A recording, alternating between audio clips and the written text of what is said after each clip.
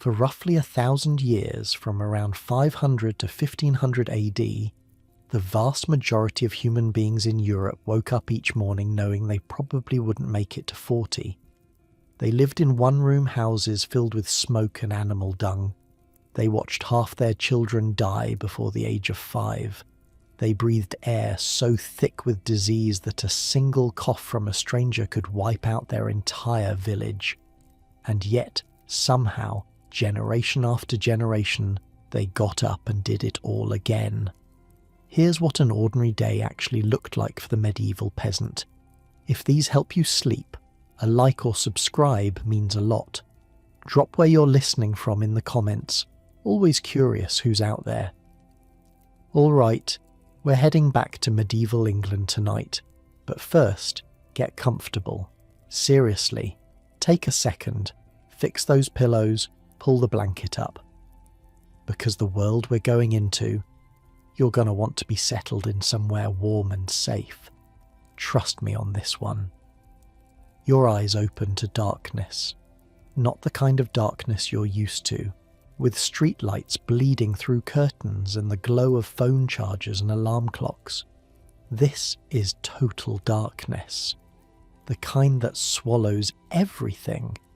The kind where you can't see your own hand in front of your face.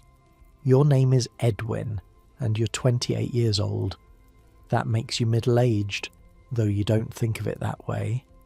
You think of yourself as getting on. Your father died at 32 from a fever no one could explain. Your mother is still alive at 41, which makes her ancient. People come from neighbouring villages just to look at her, this woman who has somehow cheated death for 4 decades. The first thing you notice before sight, before thought, is the cold.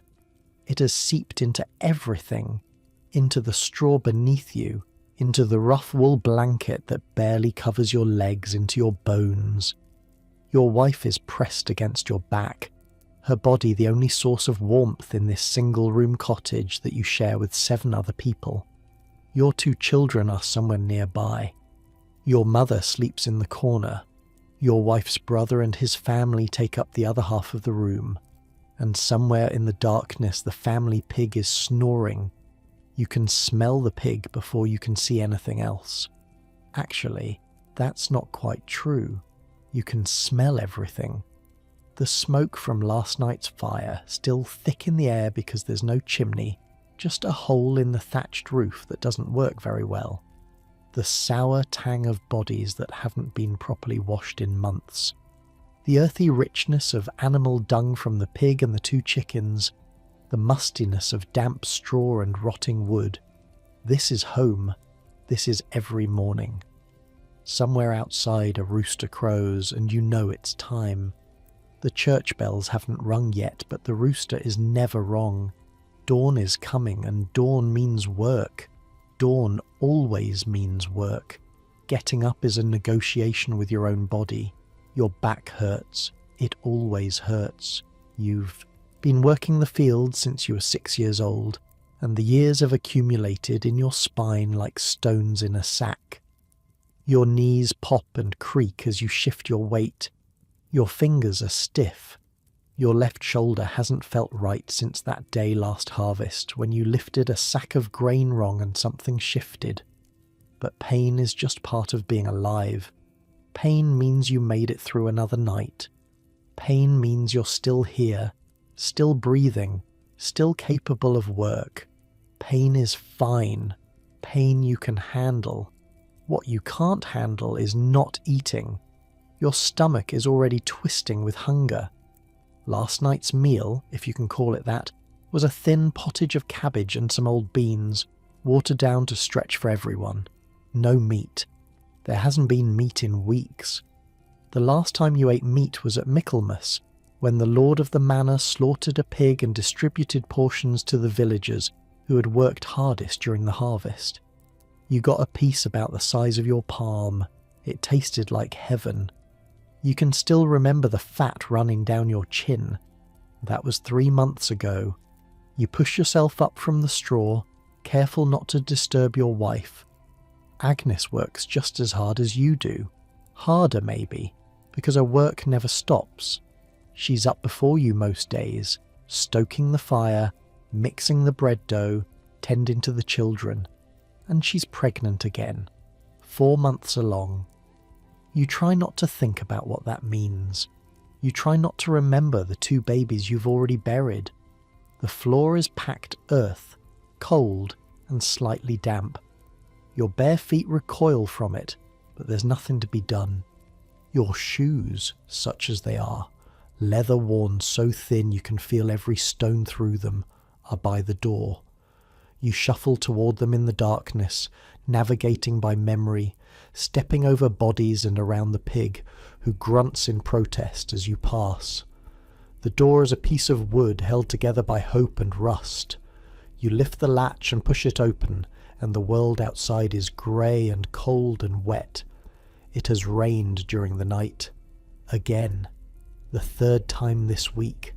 The fields will be muddy, which means the ploughing will be harder, which means your back will hurt more tonight than it does now. You add this fact to the long list of things you've accepted and step outside. The village of Ashford is beginning to stir. Smoke rises from a dozen thatched roofs, thin spirals that twist and disappear into the low grey clouds.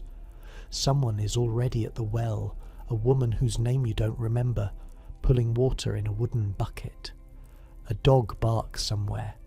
Children's voices high and sharp cut through the morning air. The church bell begins to ring slow and steady, calling the faithful to morning prayers. You should go to church. You should always go to church.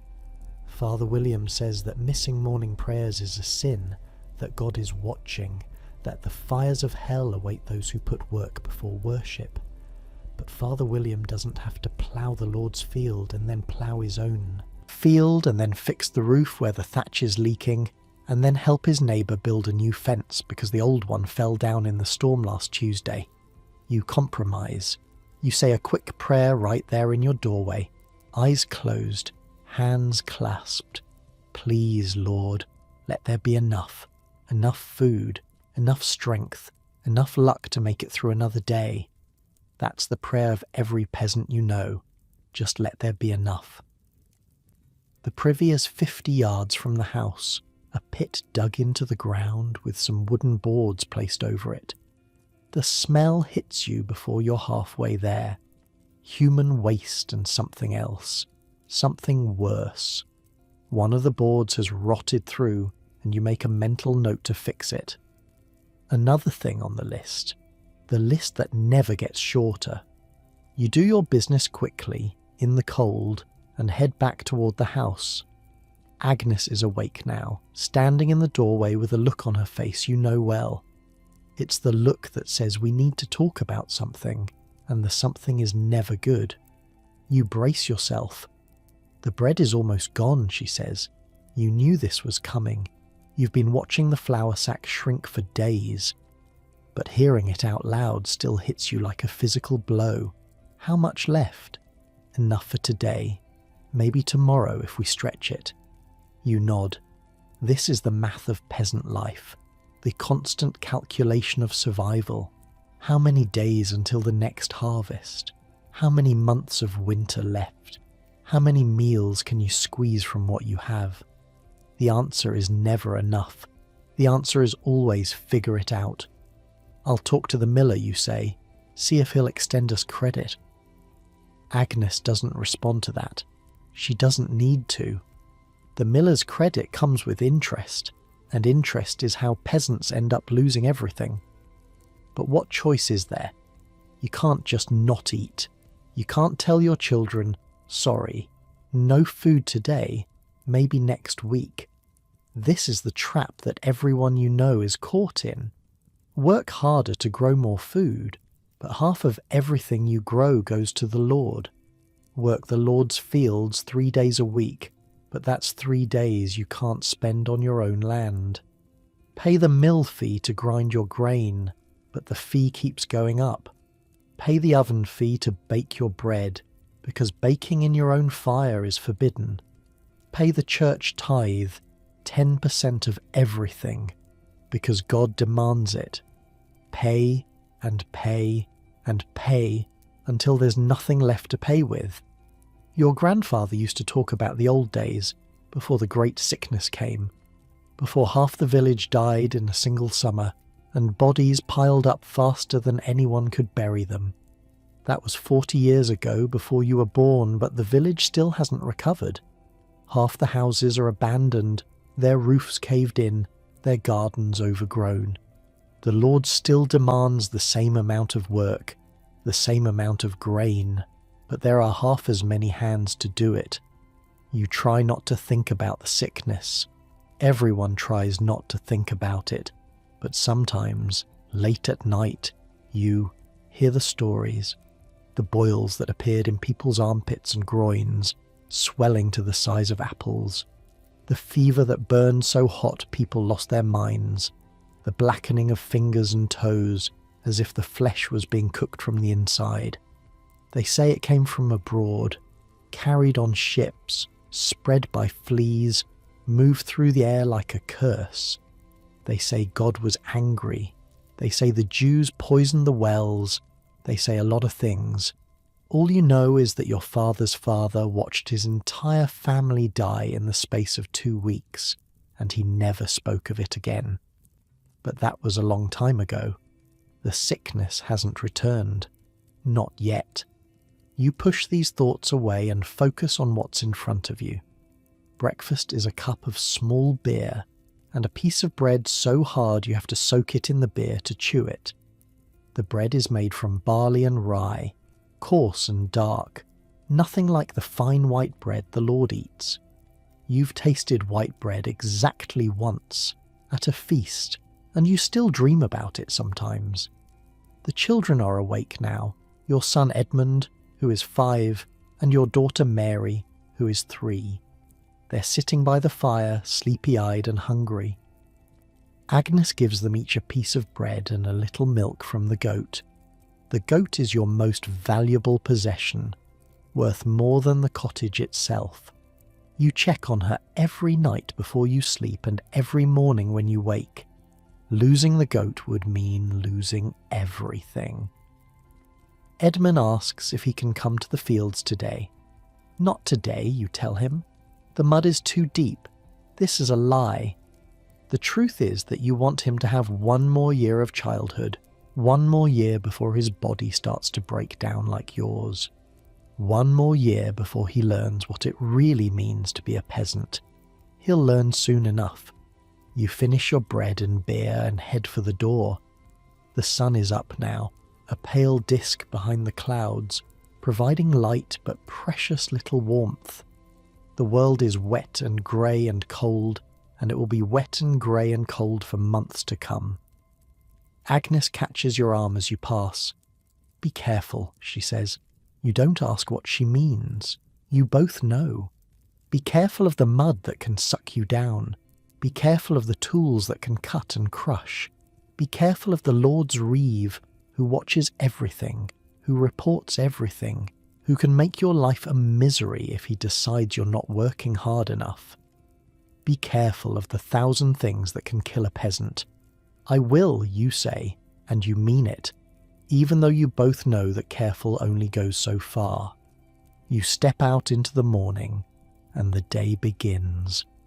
The walk to the Lord's field takes you through the centre of the village, past the church with its stone walls and wooden spire, the only building made of something other than wattle and daub, past the blacksmith's forge, already hot and clanging, past the carpenter's shop and the weaver's cottage and the house where old Margaret lives alone now that her husband died of the coughing sickness last winter. Everyone you pass looks tired, everyone looks hungry, everyone looks like they're carrying something heavy, even when their hands are empty. This is the weight of medieval life, not just the physical labour, though that's crushing enough. It's the knowledge that you are trapped, that your father was trapped, and his father before him, and that your son will be trapped too, that the Lord owns the land you work, the house you live in, the very bread you eat. that you need his permission to marry, to travel, to die, that you're not a free person in any sense that matters. Sometimes, late at night, you imagine what it would be like to leave, to pack up your family and walk away, find some distant town where no one knows you, start fresh. But you know what happens to peasants who run. The Lord sends men after them. They're brought back in chains. They're whipped in the village square as a lesson to others. And even if you somehow escaped, even if you made it to some faraway place, what would you do? This is all you know. The fields are all you know. The rhythm of planting and harvesting and surviving is all you know. So you stay, you work, you pray for enough. And maybe, if you're lucky, you live to see another spring. The Lord's field stretches out before you like a punishment. 300 acres of mud and stubble waiting to be ploughed. And not just ploughed, harrowed, seeded, tended, harvested. All of it by hand, all of it by muscle and sweat and sheer bloody-minded refusal to give up. You're not alone out here. A dozen other men from the village are already at work, bent over their tools, breath steaming in the cold air. You recognize each of them by posture alone. There's John the miller's son, broad-shouldered and slow. William the thatcher, skinny as a rake, working twice as fast to keep warm. Old Robert, who claims to be 50 years old, which would make him the oldest man any of you have ever met. Nobody talks much this early. Talking takes energy, and energy is a thing you hoard like gold. You find your plough where you left it yesterday, half buried in mud. The ox that pulls it, a tired beast named Brownie that belongs to the village rather than any one person, is already harnessed and waiting. Brownie is 12 years old, ancient for an ox. His ribs show through his hide, and his eyes have that glazed look that animals get when they've simply stopped caring. You know the feeling. The first hour is always the worst. Your body hasn't warmed up yet. Your muscles are stiff. Your joints are creaking. And every step through the mud feels like walking through wet clay. Which it is, basically. The plough catches on roots and stones, jerking your arms in their sockets.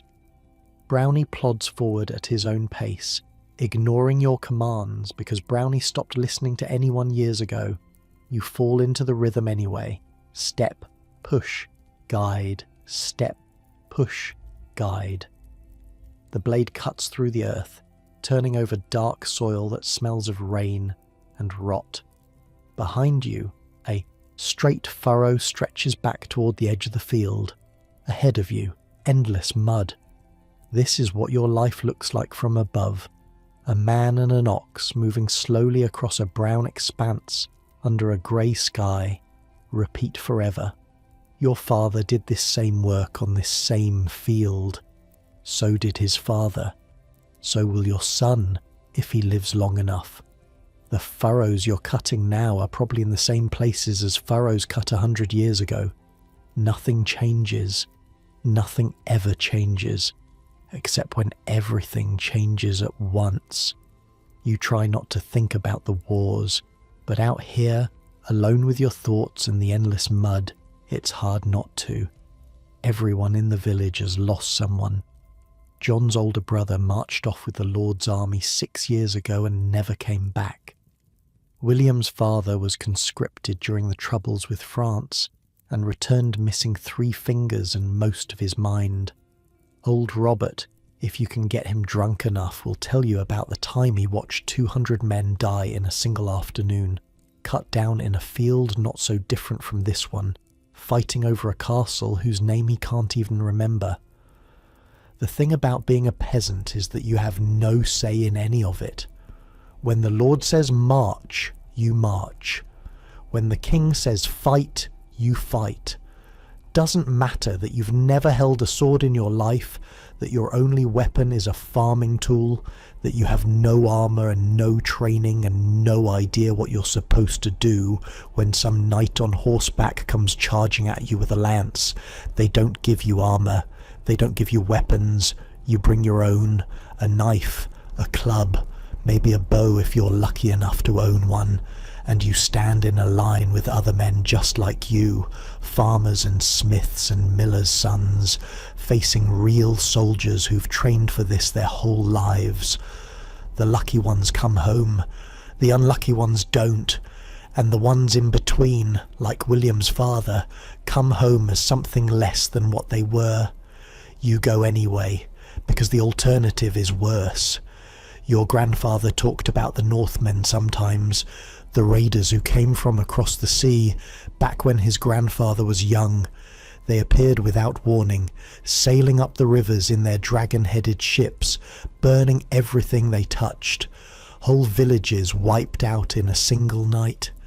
Women and children carried off and sold in markets across the sea. Men killed where they stood or worked to death as slaves. That was 200 years ago, give or take.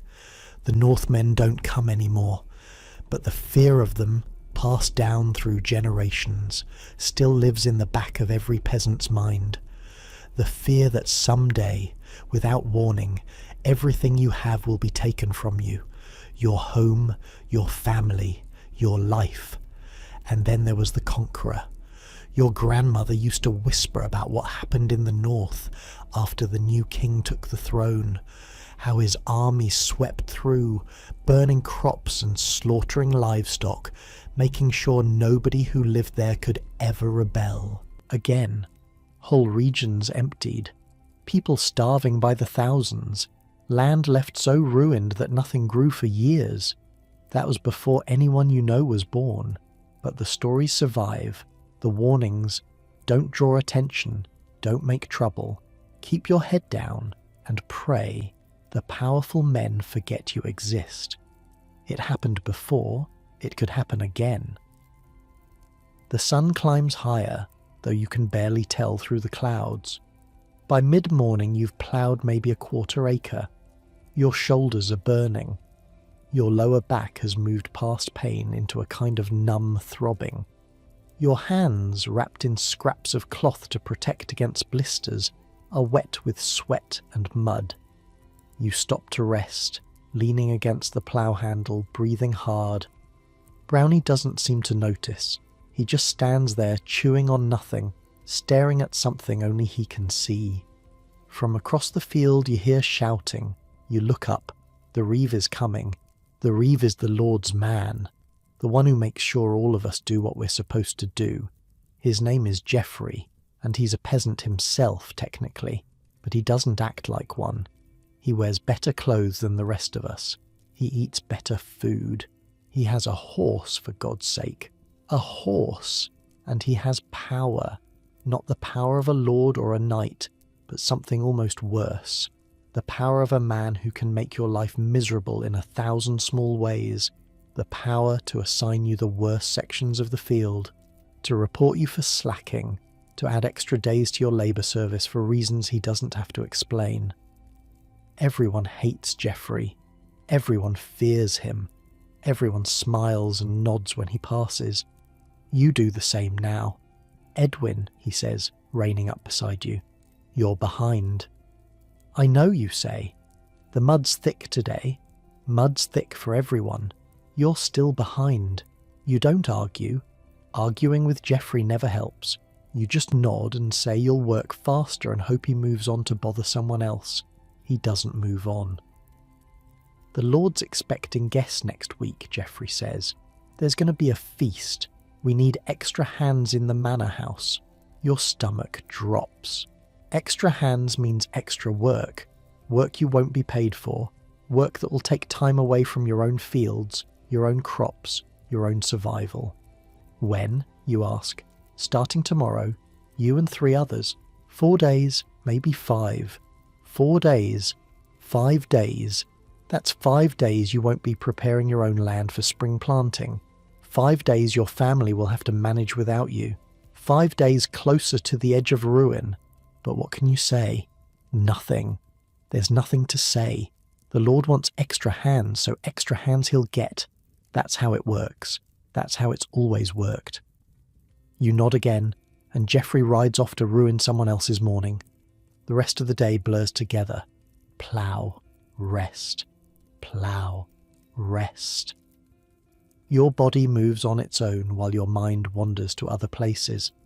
To Agnes, back at the cottage, kneading dough that's mostly water and hope. To Edmund and Mary, too young to understand why. Their father is never home. Why there's never enough food. Why everything is so hard. You think about the baby coming. Another mouth to feed. Another body to clothe. Another soul to worry about in a world that seems designed to crush souls. And you think about all the things that could go wrong. Disease. There's always disease. Last winter, a sickness swept through the village and took 7 people, including 2 children. Nobody knew what it was or where it came from.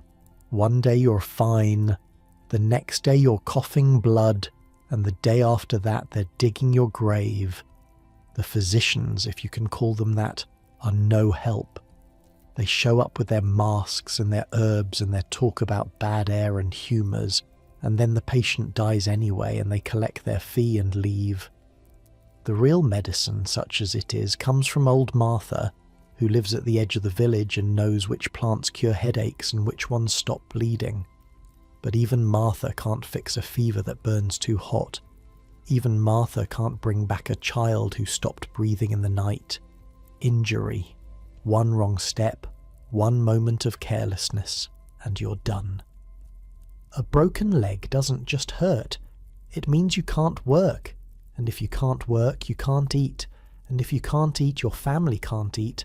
And then, you've seen it happen.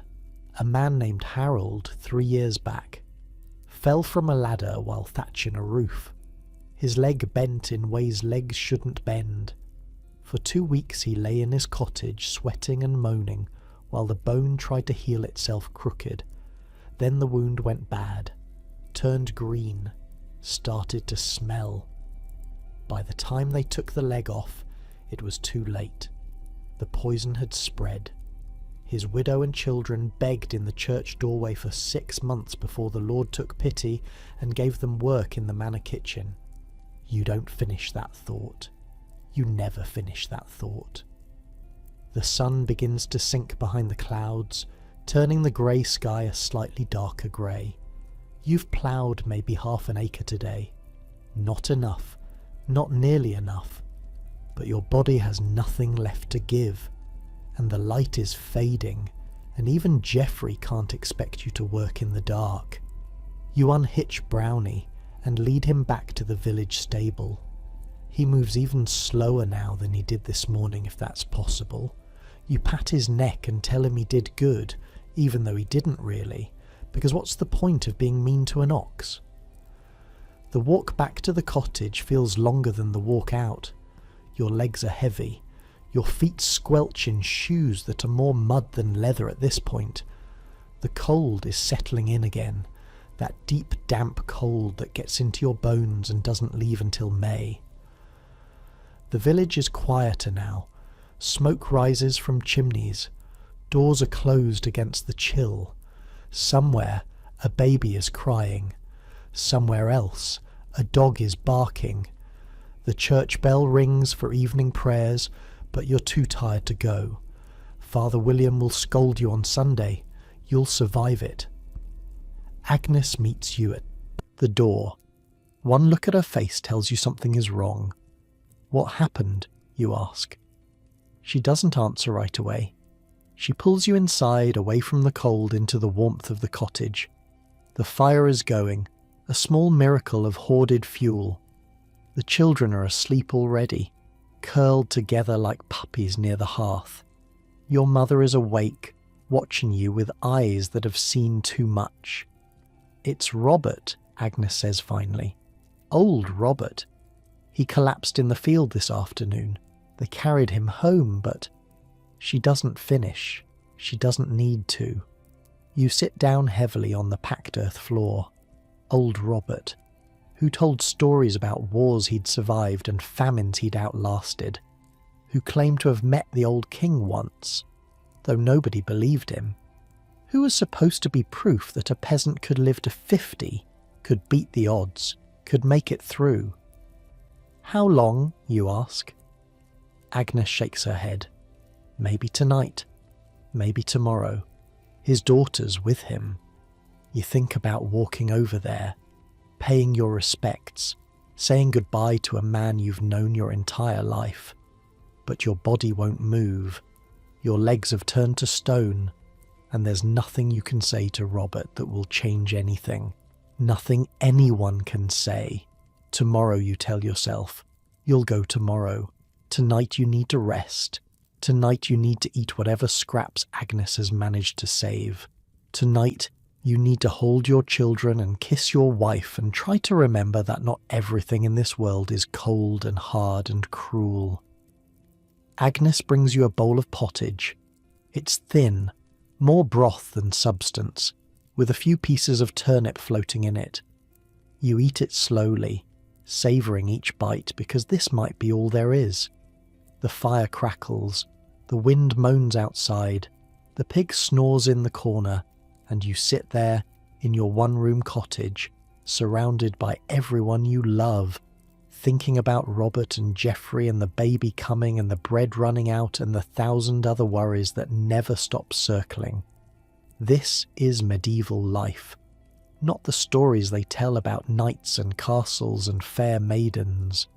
This, the mud and the hunger and the fear, the work that never ends and the death that's always waiting, the small joys that come between the suffering, like patches of sunlight on a cloudy day. You finish your pottage and set the bowl aside. Agnes leans against you, her head on your shoulder. Her belly presses against your arm, that new life growing inside her, oblivious to everything. Do you think it'll be a boy or a girl, she asks. You don't know. You don't care, really. You just want it to be healthy. You just want it to live. Whichever God sends, you say. She nods against your shoulder. The fire burns lower. The cottage grows darker. One by one, the others drift towards sleep, finding their places on the straw, pulling thin blankets over tired bodies. You should sleep too. Tomorrow will be just as hard as today, maybe harder if they're already calling you to the manor house. But for now, for this one moment, you just sit and watch the flames and try not to think about anything at all. The pig snorts in his sleep. Mary murmurs something, a child's half-formed dream. The wind picks up outside, rattling the door in its frame, and slowly, so slowly, your eyes begin to close. Old Robert died sometime in the night. You hear about it before dawn, when his daughter comes knocking at your door, her face wet with tears and exhaustion. She doesn't say much. She doesn't have to. The look on her face says everything. You dress quickly in the dark. The cottage is still sleeping around you, all those bodies breathing softly in the gloom. Agnes stirs but doesn't wake. You slip out into the cold morning air without saying goodbye. Robert's cottage is at the far end of the village, near the old oak tree that everyone says has been standing since before the Romans. The walk takes you past the church, where Father William is already awake, a candle flickering in his window. Past the blacksmith's forge, cold and silent. Past the well, where someone has left a bucket sitting in the mud. The door to Robert's cottage is open. Inside, it looks much like your own home.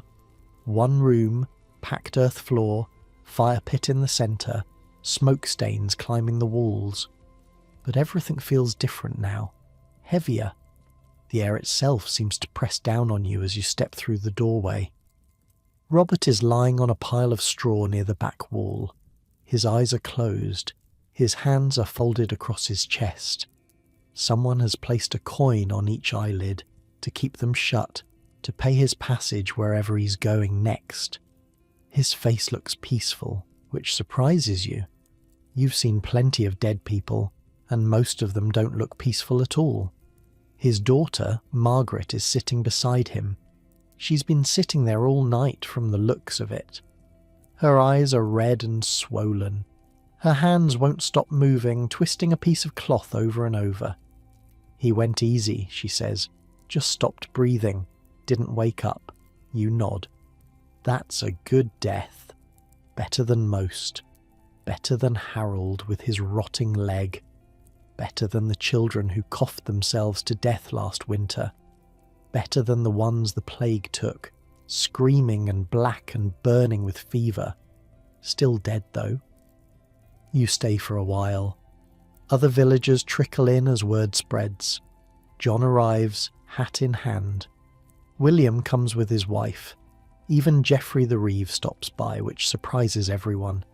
He stands in the doorway for a moment, says something about Robert being a good worker, and leaves, as close to kindness as Geoffrey ever gets. Father William arrives last, carrying his Bible and his cross, and that expression priests get when death is involved. Part sorrow, part satisfaction. Death is when the church matters most. Death is when everyone remembers to be afraid of hell. He begins the prayers, and you bow your head with everyone else. The words wash over you, Latin phrases you don't understand, never have understood. The church speaks in a language none of you know, which seems about right. The church exists somewhere above you, making rules you must follow, demanding payments you can't afford, promising rewards you'll never see. Every tenth of everything you grow goes to the church. The tithe, they call it. God's share, and you pay it, because the alternative is damnation, eternal fire, suffering beyond imagining. The priests describe it in detail, the burning and the screaming and the demons with their pitchforks, and you believe them because what choice do you have? You can't read, neither can anyone else in the village except Father William. The Bible might say anything, the priests might be making it all up. But how would you know? How would you ever know? So you pay your tithe, you attend Mass on Sundays, you confess your sins and do your penance, and pray that when your time comes, you've done enough to earn your place in heaven. Robert was a good Christian. Everyone says so. Never missed a Sunday. Always paid what he owed. If anyone's going to paradise, it's him. But doubt gnaws at you anyway. The doubt they tell you is a sin. The doubt you're not supposed to feel. Robert was 50 years old, or so he claimed. Nobody really knows how old anyone is, not exactly. There are no records for people like you. No birth certificates, no official documents. You exist because people remember you exist. When the people who remember you are gone, it's like you were never here at all. 50 years. A full life by any measure.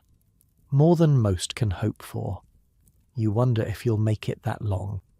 The burial will happen later today, in the churchyard, next to Robert's wife who died 8 years ago, and his son who died as an infant 30 years before that.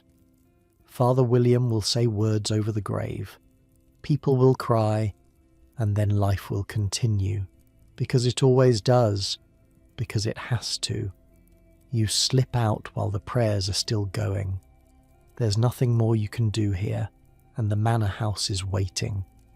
The walk to the manor takes you through parts of the village you don't usually see, past the abandoned cottages on the east side, empty since the plague times, their roofs fallen in and their walls crumbling, past the small stream where women do the washing when the weather's warm enough, past the boundary stone that marks where the village ends and the Lord's private land begins.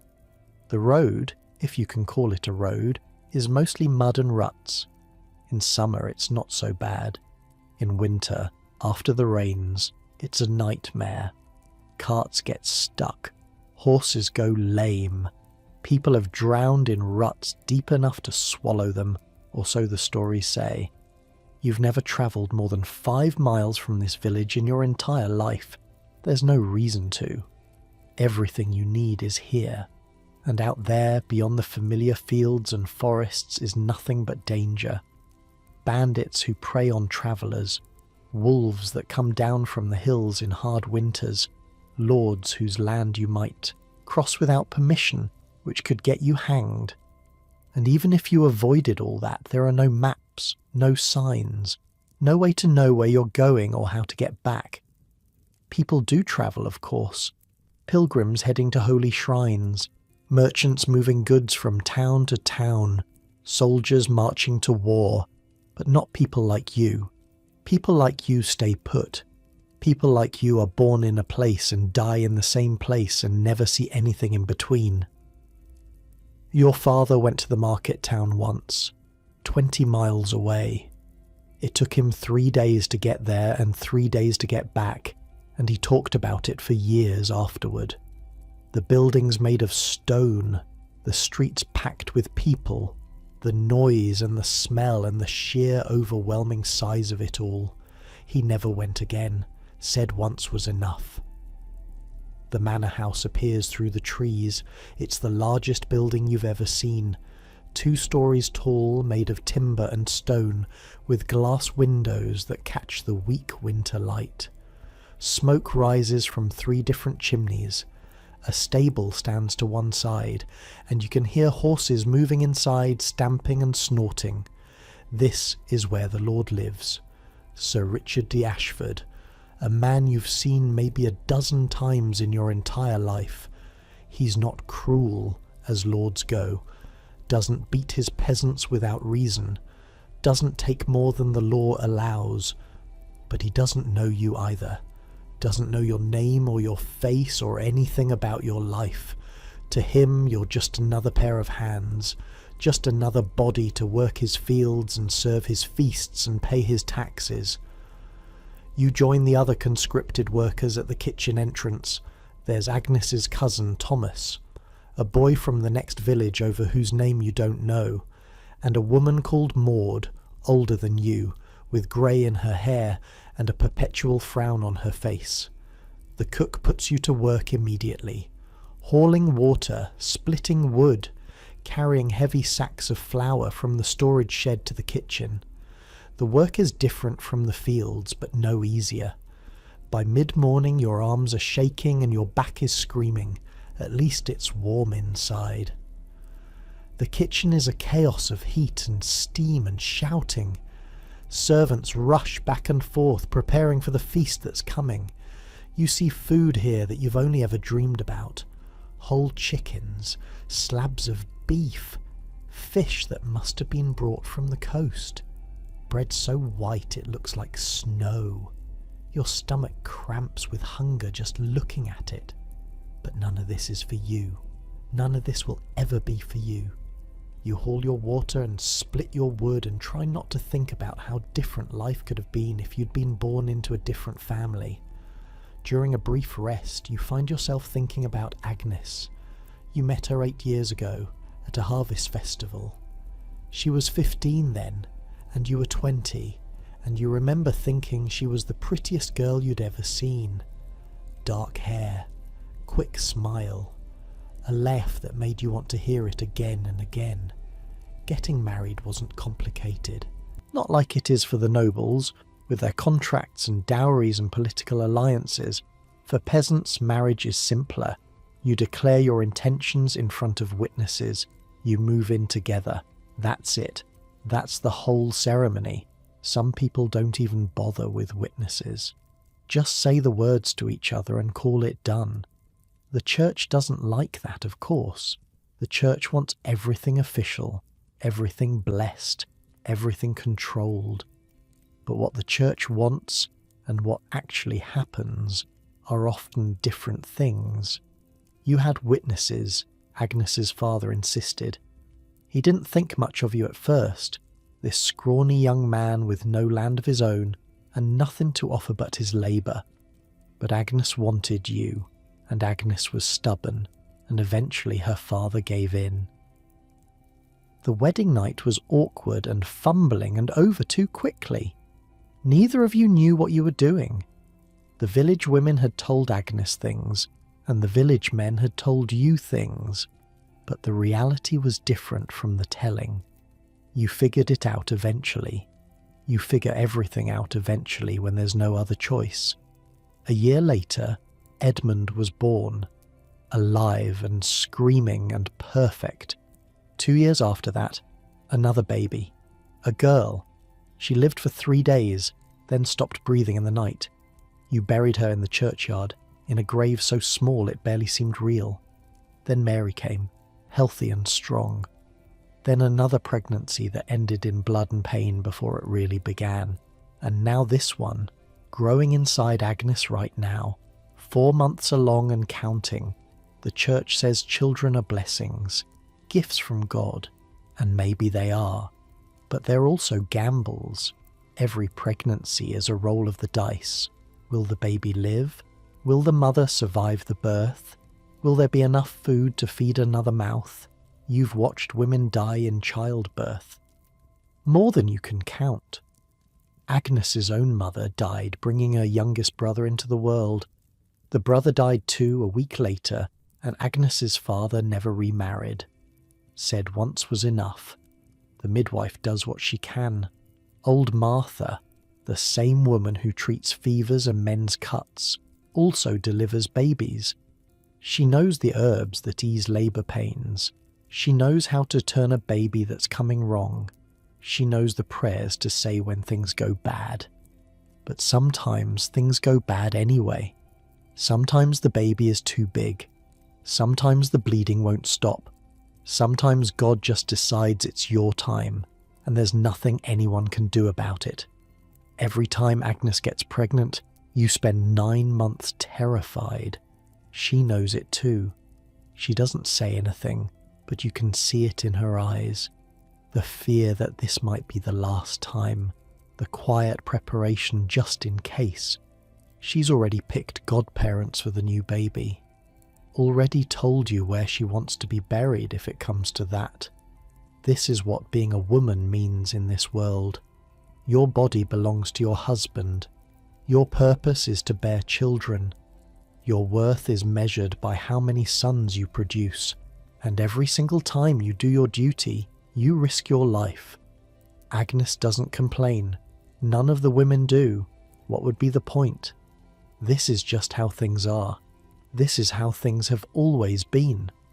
But sometimes, late at night, you hold her and feel her breathing against your chest and think about how unfair it all is. How she works just as hard as you do, harder maybe, and gets none of the credit.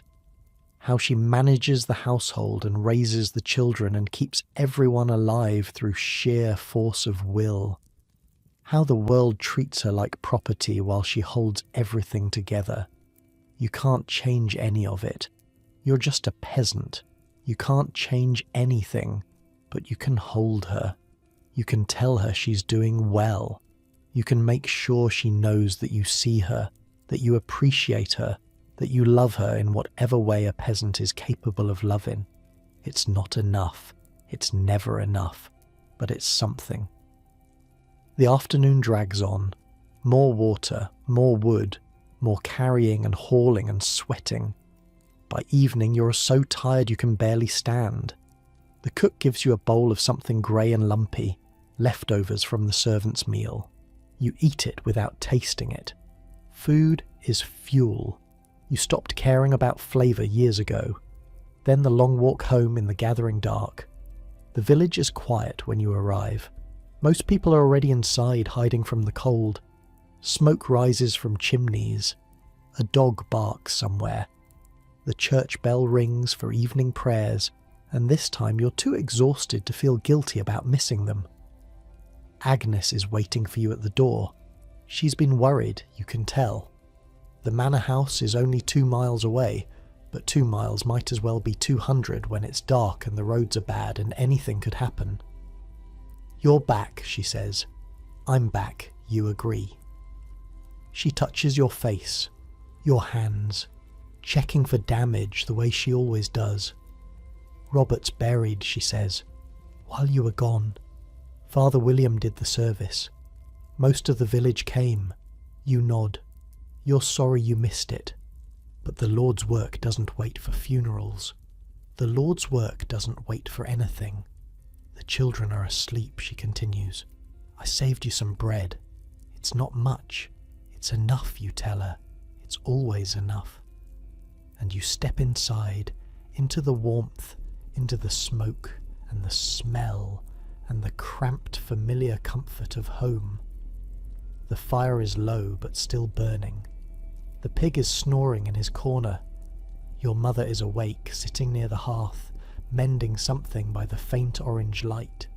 She looks up when you enter, doesn't say anything, just nods once and returns to her work.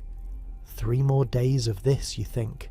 3 more days at the manor house, and then back to the fields, back to the ploughing, back to the endless work that fills every hour of every day.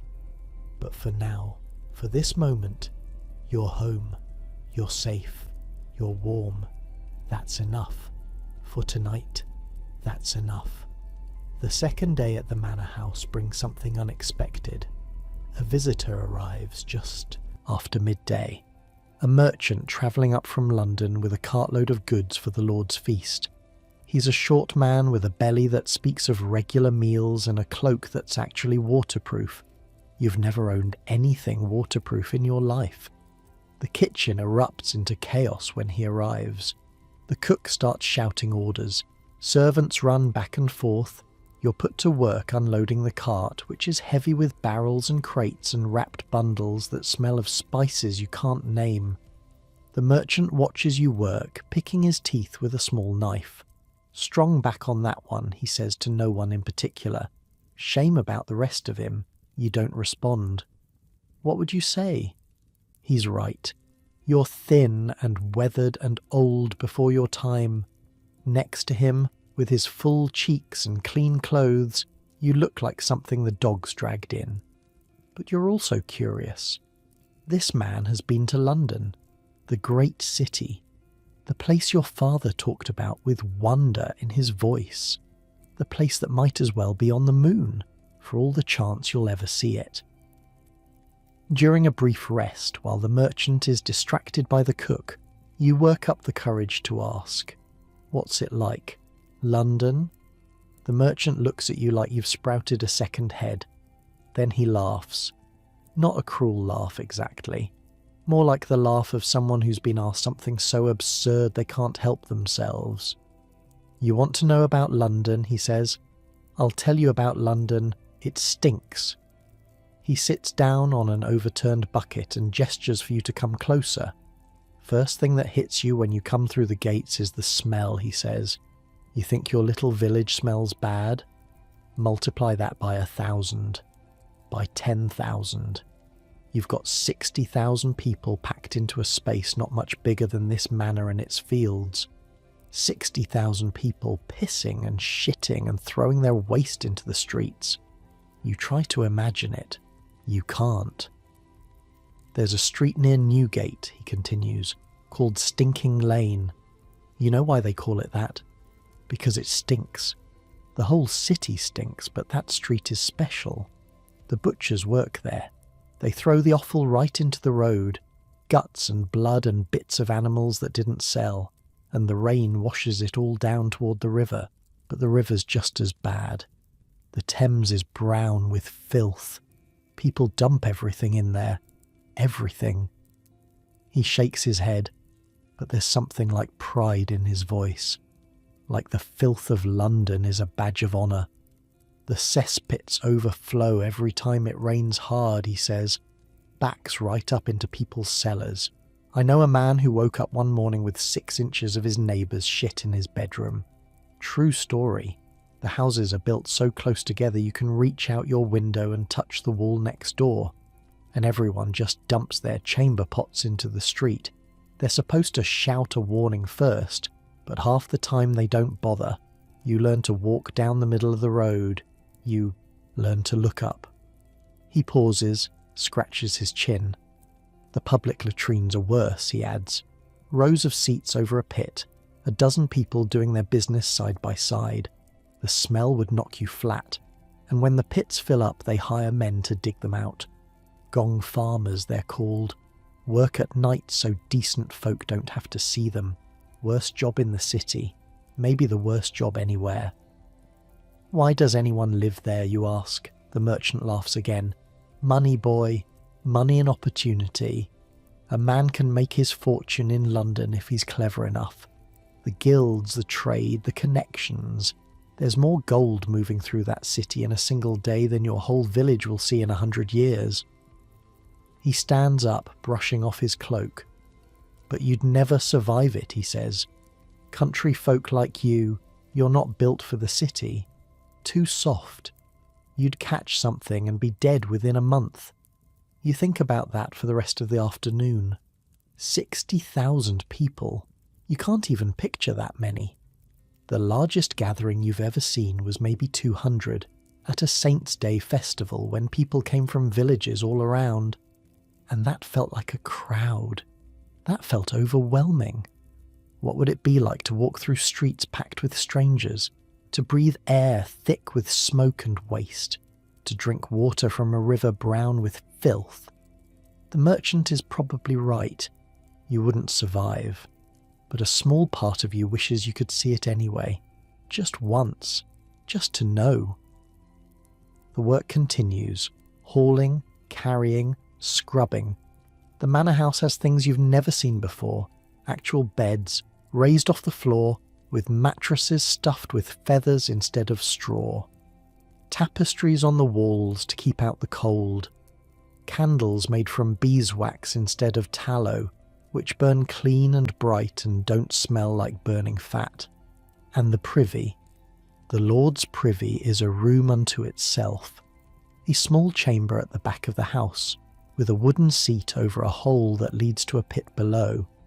There's even a bucket of ash to throw down after you've done your business, to keep the smell manageable.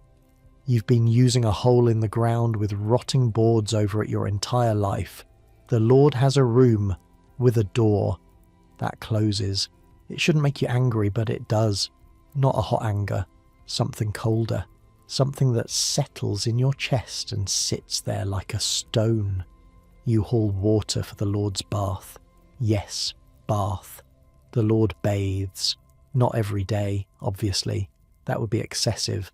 But once a week, in a large wooden tub, with water heated over the kitchen fire and carried up the stairs bucket by bucket. By you.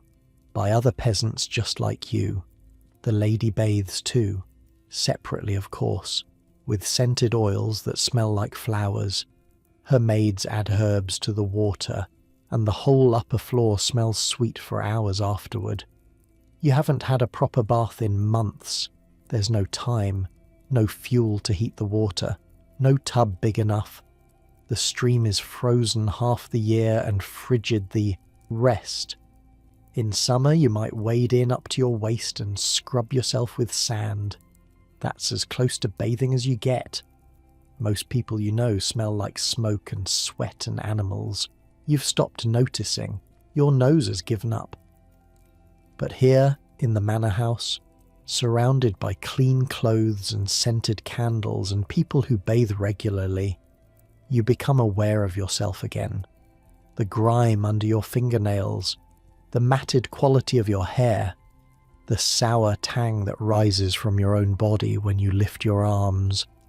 The servants look at you with barely concealed disgust. They're peasants too, technically, but they're house peasants, a different class. They sleep in the manor, they eat better food, they've forgotten what it's like out in the fields. One of them, a girl about Mary's age, wrinkles her nose when you pass. You say nothing. What's there to say? That evening, walking home in the dark, you think about the differences. The Lord has glass in his windows. You have shutters that let in the cold. The Lord has a chimney. You have a hole in the roof. The Lord has servants to empty his chamber pot. You have a pit in the ground. The Lord has medicine when he's sick. Physicians who come from the city. Treatments that cost more than you'll earn in a lifetime. You have old Martha and her herbs, and prayers, and luck, and yet you worship the same God. You say the same prayers. Father William tells you that all men are equal in the eyes of the Lord, that the meek shall inherit the earth, that suffering in this life will be rewarded in the next. Maybe that's true, but it's hard to believe it when you're hauling water for someone else's bath while your own children go to bed hungry. Home is quiet when you arrive. Agnes has saved you food again, a bit of bread, some cheese that's mostly rind. You eat standing up, too tired to sit, watching the fire burn low. "How was it?" she asks. You think about the merchant, the stories of London, the Lord's privy with its own room, the lady's scented bath. "Fine," you say. "Just work." She knows you're not telling her everything. She always knows, but she doesn't push. That's not her way. She waits, and eventually, if you want to talk, you talk. Tonight, you don't want to talk. The children are asleep. Your mother is asleep. Agnes's brother and his family are asleep. The pig is snoring. The world outside is dark and cold and full of things that could kill you. But here, inside these thin walls, there's warmth. There's family. There's something that might be called peace, if you squint at it just right. You finish your bread and lie down on the straw. Agnes curls against you, her belly pressing into your back. The baby kicks, a flutter of movement you can feel through her skin. Still alive then, still growing, still on its way into this world that will try its best to destroy it. You close your eyes. 3 things wake you in the middle of the night. The first is the cold. The fire has died down to embers, and the temperature inside the cottage has dropped. Your breath fogs in the darkness. The second is the pig. He's restless, shifting and grunting in his corner, disturbed by something you can't see. The third is the sound of church bells. Not the regular bells. Not the morning call to prayer or the evening vespers. These bells are ringing fast and urgent, a pattern that every villager knows by heart. Something's wrong. You're on your feet before you're fully awake. Agnes is sitting up, her hand on her belly. The children are stirring. Your mother is already at the window, peering out through the gaps in the shutter. "What is it?" Agnes asks. You don't know, but nothing good ever follows those bells. You pull on your shoes and step outside. Other villagers are emerging from their cottages, drawn by the same sound. Faces pale in the moonlight, fear in every eye. Father William is running toward the church, his robes hiked up around his knees. "Fire!" someone shouts. "Fire at the miller's." You turn and look. On the far side of the village, orange light flickers against the sky. Smoke rises darker than the darkness around it, and everyone starts to run. A fire in a village like this is everyone's problem. The cottages are packed close together. The roofs are thatch. If one goes up, they all might go up. You've heard stories of villages burned to nothing in a single night. Every house and barn and storage shed reduced to ash. You run faster than you've run in years. Your legs ache. Your lungs burn. But you keep going, because this is survival. Because if the fire spreads, your family has nowhere to go. By the time you reach the miller's cottage, half the village is already there. Men are passing buckets from the well, a human chain stretching across the darkness. Women are dragging children and animals away from the flames. The miller himself is standing in his doorway, his face black with soot, screaming about grain. You fall into line, grab a bucket, pass it forward, grab another, pass it forward. The heat is intense, even from 50 feet away. Sparks drift through the air like fireflies. One lands on your arm and burns before you can brush it off. Somewhere in the chaos, someone is praying. Someone else is crying. The miller's wife is on her knees in the mud, clutching a baby, rocking back and forth. It takes hours, hours of buckets and shouting and fear. Hours of watching the flames climb higher and then slowly start to die. By dawn, The miller's cottage is a smoking ruin. The roof is gone. The walls are blackened. Everything inside, the furniture, the clothes, the stored grain, all of it destroyed. But the fire didn't spread. The neighbouring cottages are scorched but standing. The village survives. You stand there as the sun comes up, covered in ash and sweat, your arms trembling with exhaustion. All around you, villagers are doing the same, staring at the destruction, thanking God it wasn't worse. The miller sits in the mud where his door used to be. He's not crying, he's not doing anything, just sitting there staring at nothing, his whole life turned to smoke. His wife is next to him now, still holding the baby. They'll have to rebuild from nothing, with winter still dragging on and spring planting coming fast. You think about offering help, but what help can you give? You have nothing to spare. None of you do. You're all one disaster away from ruin, always have been, always will be. Father William appears, picking his way through the debris. He lays a hand on the miller's shoulder and begins to pray. The words drift over you, familiar and hollow. God's will, he's saying. Everything happens for a reason. Trust in the Lord. Maybe the miller believes it. Maybe it helps. You turn away and start the long walk home. Agnes is waiting at the door. She's been up all night too, watching from a distance, unable to help because of her condition. You're safe, she says. It's not a question. I'm safe. She pulls you inside, helps you wash the soot from your face and hands, gives you water from the bucket by the fire. The children are asleep again somehow. Children can sleep through anything. Your mother is awake, sitting by the hearth, her lips moving in silent prayer. You sit down heavily on the packed earth floor. Your body wants to collapse. Your mind is still racing. Could have been us, Agnes says quietly. Could have been anyone, you reply. That's the truth of it.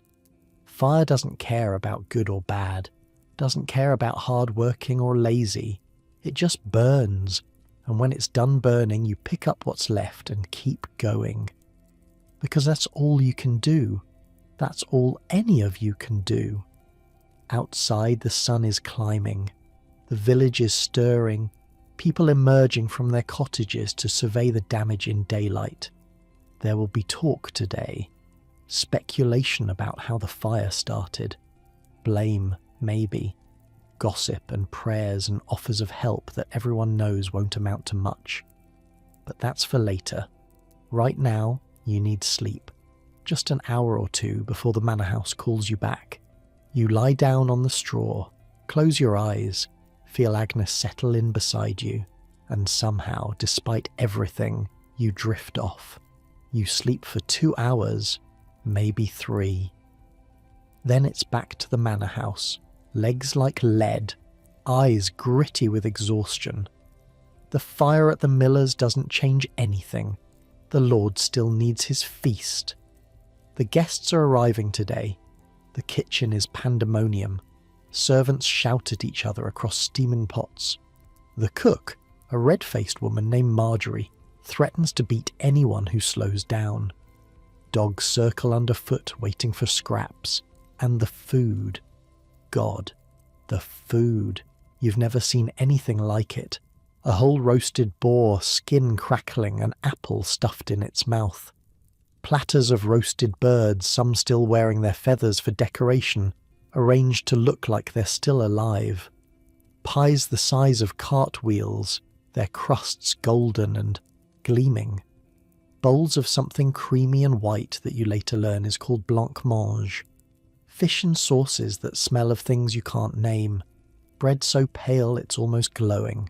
And the waste. The unbelievable waste. Half-eaten haunches of meat. Bread with single bites taken from it. Fruit that's been fondled and rejected. The table groans with more food than your village sees in a year, and half of it will end up in the rubbish heap or the dog bowls. Your stomach cramps just looking at it. Back home, Mary has been asking for meat every night. Papa, when can we have meat? You make up stories. Soon, when the winter ends, when the chickens lay more eggs we can sell. Lies told to a 3-year-old who doesn't understand why her belly hurts. They put you to work carrying dishes, up the stairs through the great hall, to the long table where the Lord and his guests are gathered. You're not supposed to look at them. You're supposed to keep your eyes down, set the platter, step back, disappear. But you look anyway. Sir Richard sits at the head of the table dressed in velvet the colour of wine. His wife is beside him, wearing more jewellery than you've ever seen in one place. The guests are other nobles from the surrounding lands, men with soft hands and women with elaborate headdresses that must weigh more than your daughter. They're laughing, talking about hunting and horses and someone named Robert who apparently did something scandalous at court. Their voices are loud and careless, the voices of people who have never worried about where their next meal is coming from. You set down a platter of roasted duck. Step back. Wait. One of the guests reaches for a drumstick, takes a single bite and sets it aside. Not to his liking, apparently. He moves on to something else. That drumstick, that single discarded drumstick, could feed your family for a day. You watch it sitting there on his plate, untouched, cooling, destined for the dogs or the rubbish heap. And something twists in your chest. Not anger, exactly. Something deeper. Something that has no name because people like you aren't supposed to feel it. The feast goes on for hours, course after course, wine flowing like water, toasts and jokes and music from a minstrel in the corner. The nobles eat until they're stuffed, then retire to their chambers to sleep it off, then return for more. Meanwhile, you carry platters, you haul wine casks, you scrub pots in the kitchen while Marjorie screams about the gravy being too thin. At some point, someone shoves a bowl into your hands, scraps from the servant's table, a bit of bread soaked in grease, some gristle, a few vegetables that didn't make the cut. You eat it standing up, in a corner, out of sight. It's more meat than you've had in months. You feel guilty for enjoying it. That night, walking home, your legs finally give out. You don't fall exactly, you just stop. Lean against a fence post, stand there in the darkness, unable to move, your body finally refusing to cooperate. How long you stay there, you don't know. Long enough for the cold to seep through your clothes, long enough to start shivering, long enough to wonder if this is it, if this is how it ends, if they'll find you frozen in the morning like old Walter 2 winters ago. But eventually something shifts. Some reserve you didn't know you had. You push off from the fence and keep walking, one foot in front of the other. That's all it takes. That's all it ever takes. Agnes is asleep when you get home, so is everyone else. You slip inside without waking them, curl up on the straw, and close your eyes. Sleep comes fast and hard, like falling into a hole. You wake to the sound of crying, not the children, something else. A thin, high keening that cuts through the darkness and sets your teeth on edge. Agnes is already up, moving toward the sound. You follow, still half asleep, trying to make sense of what you're hearing. It's Edmund. Your son is huddled near the cold hearth, arms wrapped around his knees, rocking back and forth. His face is pale, his eyes are glassy, and when Agnes touches his forehead, she pulls her hand back like she's been burned. He's hot, she says, really hot. The word fever hangs in the air unspoken. You kneel beside him. Edmund, Edmund, can you hear me? He looks at you, but his eyes don't quite focus. His lips are moving, but no sound comes out. His whole body is trembling. How long has he been like this? I don't know, Agnes says. She's trying to stay calm, but you can hear the fear beneath the words. He was fine yesterday. He were playing with Mary yesterday. Fine yesterday. Sick today. Dead tomorrow. That's how fast it happens. That's how fast it always happens. You scoop Edmund up in your arms. He's lighter than he should be, thin from months of not quite enough food. His skin is burning through his clothes. Get Martha, you tell Agnes. Now. She's out the door before you finish speaking. You sit with Edmund in your lap, rocking him the way you did when he was a baby, whispering things that don't mean anything. It's okay. You're okay. Papa's here. Everything's going to be fine. Lies. All of it lies. But what else can you say? The others are awake now. Your mother, watching from across the room with that look she gets when she's preparing for the worst. Agnes's brother, keeping his own children away, afraid the sickness might spread. Mary, too young to understand, asking why Edmund won't play with her. The minutes stretch like hours. Finally, the door opens and Martha shuffles in. She's old, Martha. Nobody knows exactly how old. Her face is a map of wrinkles, her back bent from decades of work. But her eyes are sharp and her hands are steady, and she knows things that nobody else in the village knows. She crosses to Edmund without a word, presses a gnarled hand to his forehead, lifts his eyelids, checks his tongue. How long, she asks, since sometime in the night. Vomiting? Loose bowels? Agnes shakes her head. Just the fever. Martha grunts, reaches into the bag she carries everywhere, pulling out dried herbs and small clay pots. She works quickly, grinding and mixing, adding water from the bucket by the door. The room smells like plants, like forest, like something old and green. Drink this, Martha says, holding the mixture to Edmund's lips. All of it. He drinks, coughs, drinks more. You watch, helpless, useless. A father who can't protect his own child from something as simple as a fever. Keep him warm, Martha says. Make him drink. Water, broth, anything you can get into him. If he starts sweating, that's good. If he starts shaking harder, send for me again. Will he live?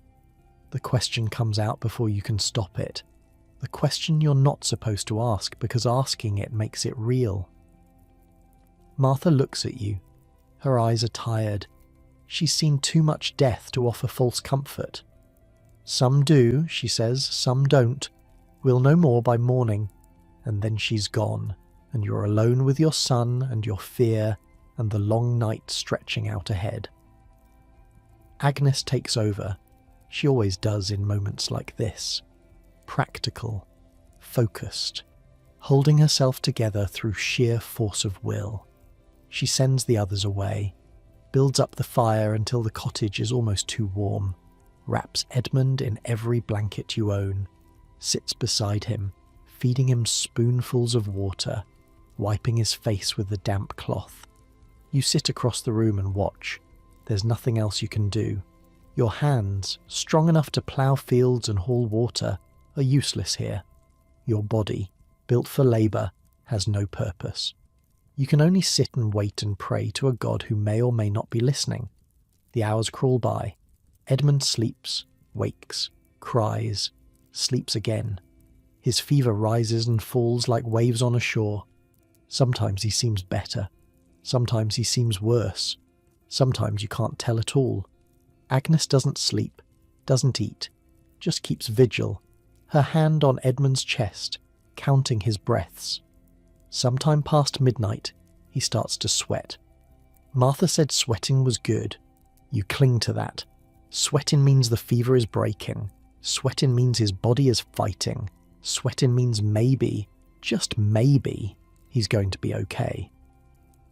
By dawn, the worst seems to be over. Edmund's skin is cooler, his eyes are clearer. He asks for water in a voice that's weak but recognisable. The relief hits you like a physical blow. Your legs buckle. You have to grab the wall to keep from falling. Agnes is crying, quietly, face turned away, but crying. The tears she's been holding back all night finally let loose. You cross the room and wrap your arms around her. Hold her while she shakes. Let her bury her face against your chest. He's okay, you say. He's gonna be okay. For now. This time. But there will be other fevers. Other nights like this one. Other moments when you sit helpless and wait to see if your child will live or die. This is parenthood in this world. This is love. The constant fear that what you love most will be taken from you, and there's nothing you can do to stop it. The sun comes up. The village stirs. Life continues. You should go to the manor house. The feast might still be going on. There might be more work. Geoffrey will expect you. But you don't move. Not yet.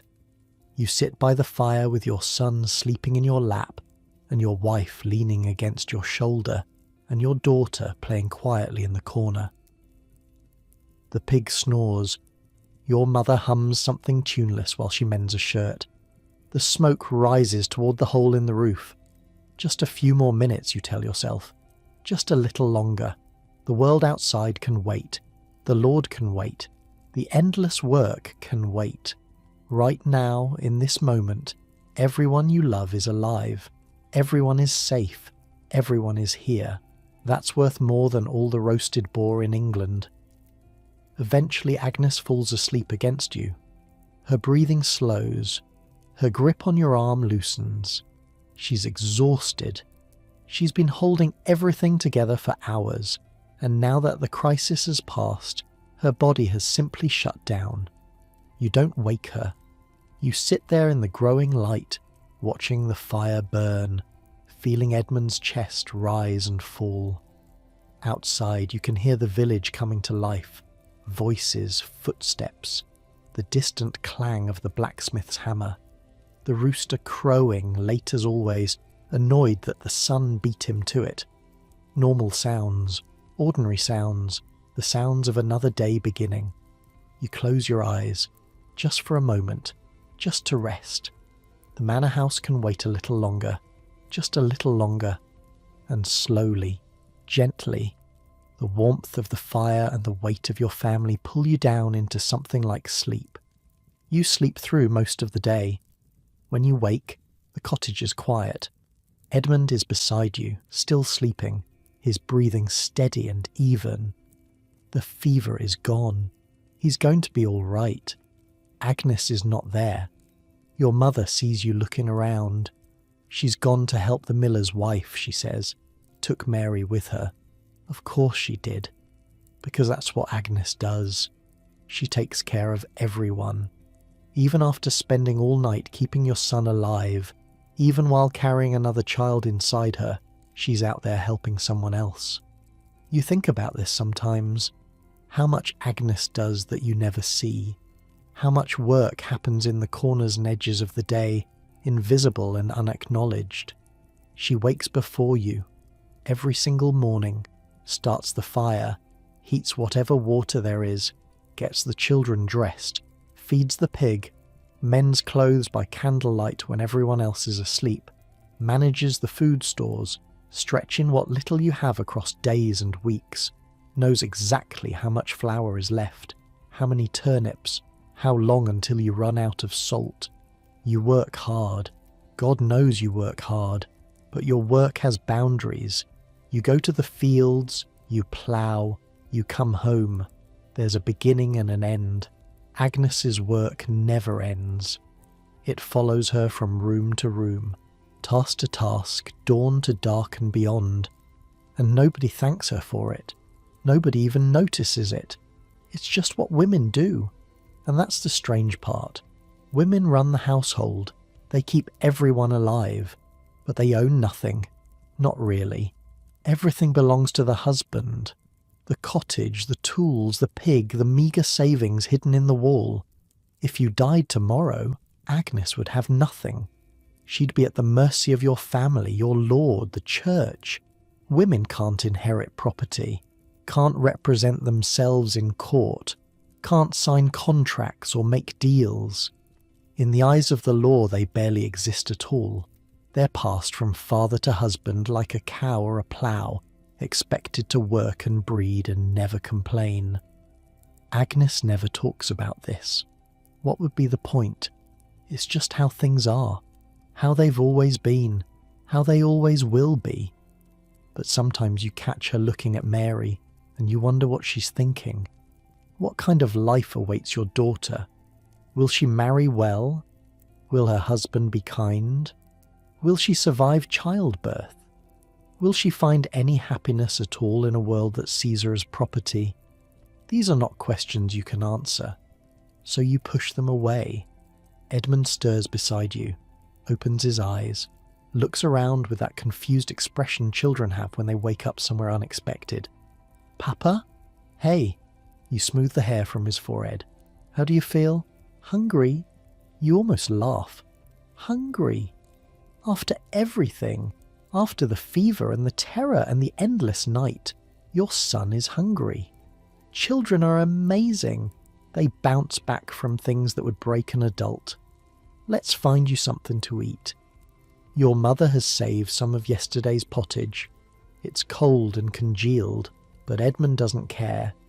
He eats like he hasn't seen food in days, which isn't far from the truth. You watch him eat and think about how close you came to losing him. How easily it could have gone the other way. How fragile everything is. Not helpful thoughts. Push them away. Focus on now. Agnes returns near sunset, Mary riding on her hip. The miller's situation is bad. His cottage is destroyed. His stored grain ruined by the fire and the water used to fight it. His wife is in shock, barely speaking. Their 3 children are staying with neighbours until something can be figured out. His name is Thomas. You've known him all your life. Played together as children. Watched each other grow up, get married, start families. And now you've watched him lose everything in a single night. The village is rallying. That's what villages do. People are donating what they can, which isn't much, but it's something. A few extra blankets, some dried meat. Promises to help rebuild when the weather turns. John's wife is feeding the children. The blacksmith has offered Thomas work until the mill is running again. It's not enough. It will never be enough, but it's what you have. Father William is organising a collection, asking everyone to give a little extra to the church, which will then distribute it to the miller's family. Some people grumble about this. The church already takes 1/10 of everything. Now they want more? But what choice is there? The miller can't survive without help, and if the miller fails, the whole village suffers. He's the one who grinds the grain. Without him, there's no bread. Without bread, there's no life. So people give, because that's what you do. Even when you have nothing, you find something to share. Agnes puts Mary down and crosses to Edmund, kneels beside him, touches his forehead, his cheeks, his chest, checking, making sure. He's better, you say. She nods, doesn't speak, just pulls him into a hug and holds him for a long time. That night, dinner is thin. Thinner than usual. Agnes gave some of your food to the miller's wife. She didn't tell you beforehand, didn't ask permission, just did it. You should be angry. You're barely surviving as it is. Every mouthful matters. Giving away food is giving away your family's life. You're not angry. You understand. 'Cause that's Agnes. She sees someone hurting and she helps, even when it costs her, even when it costs all of you. Besides, tomorrow it could be you. Tomorrow your cottage could burn. Tomorrow you could be the one standing in the ashes with nothing left. And you'd want someone to help you, wouldn't you? That's the thing about being poor. You learn to share. Not because you're saints, but because you know how fast everything can fall apart. Today you help your neighbour, tomorrow your neighbour helps you. That's the only safety net there is. After the children are asleep, Agnes sits by the fire. She's quiet, tired. Her hands rest on her belly, the slight curve that will soon be impossible to hide. 4 months along now, maybe a bit more. Hard to know for certain.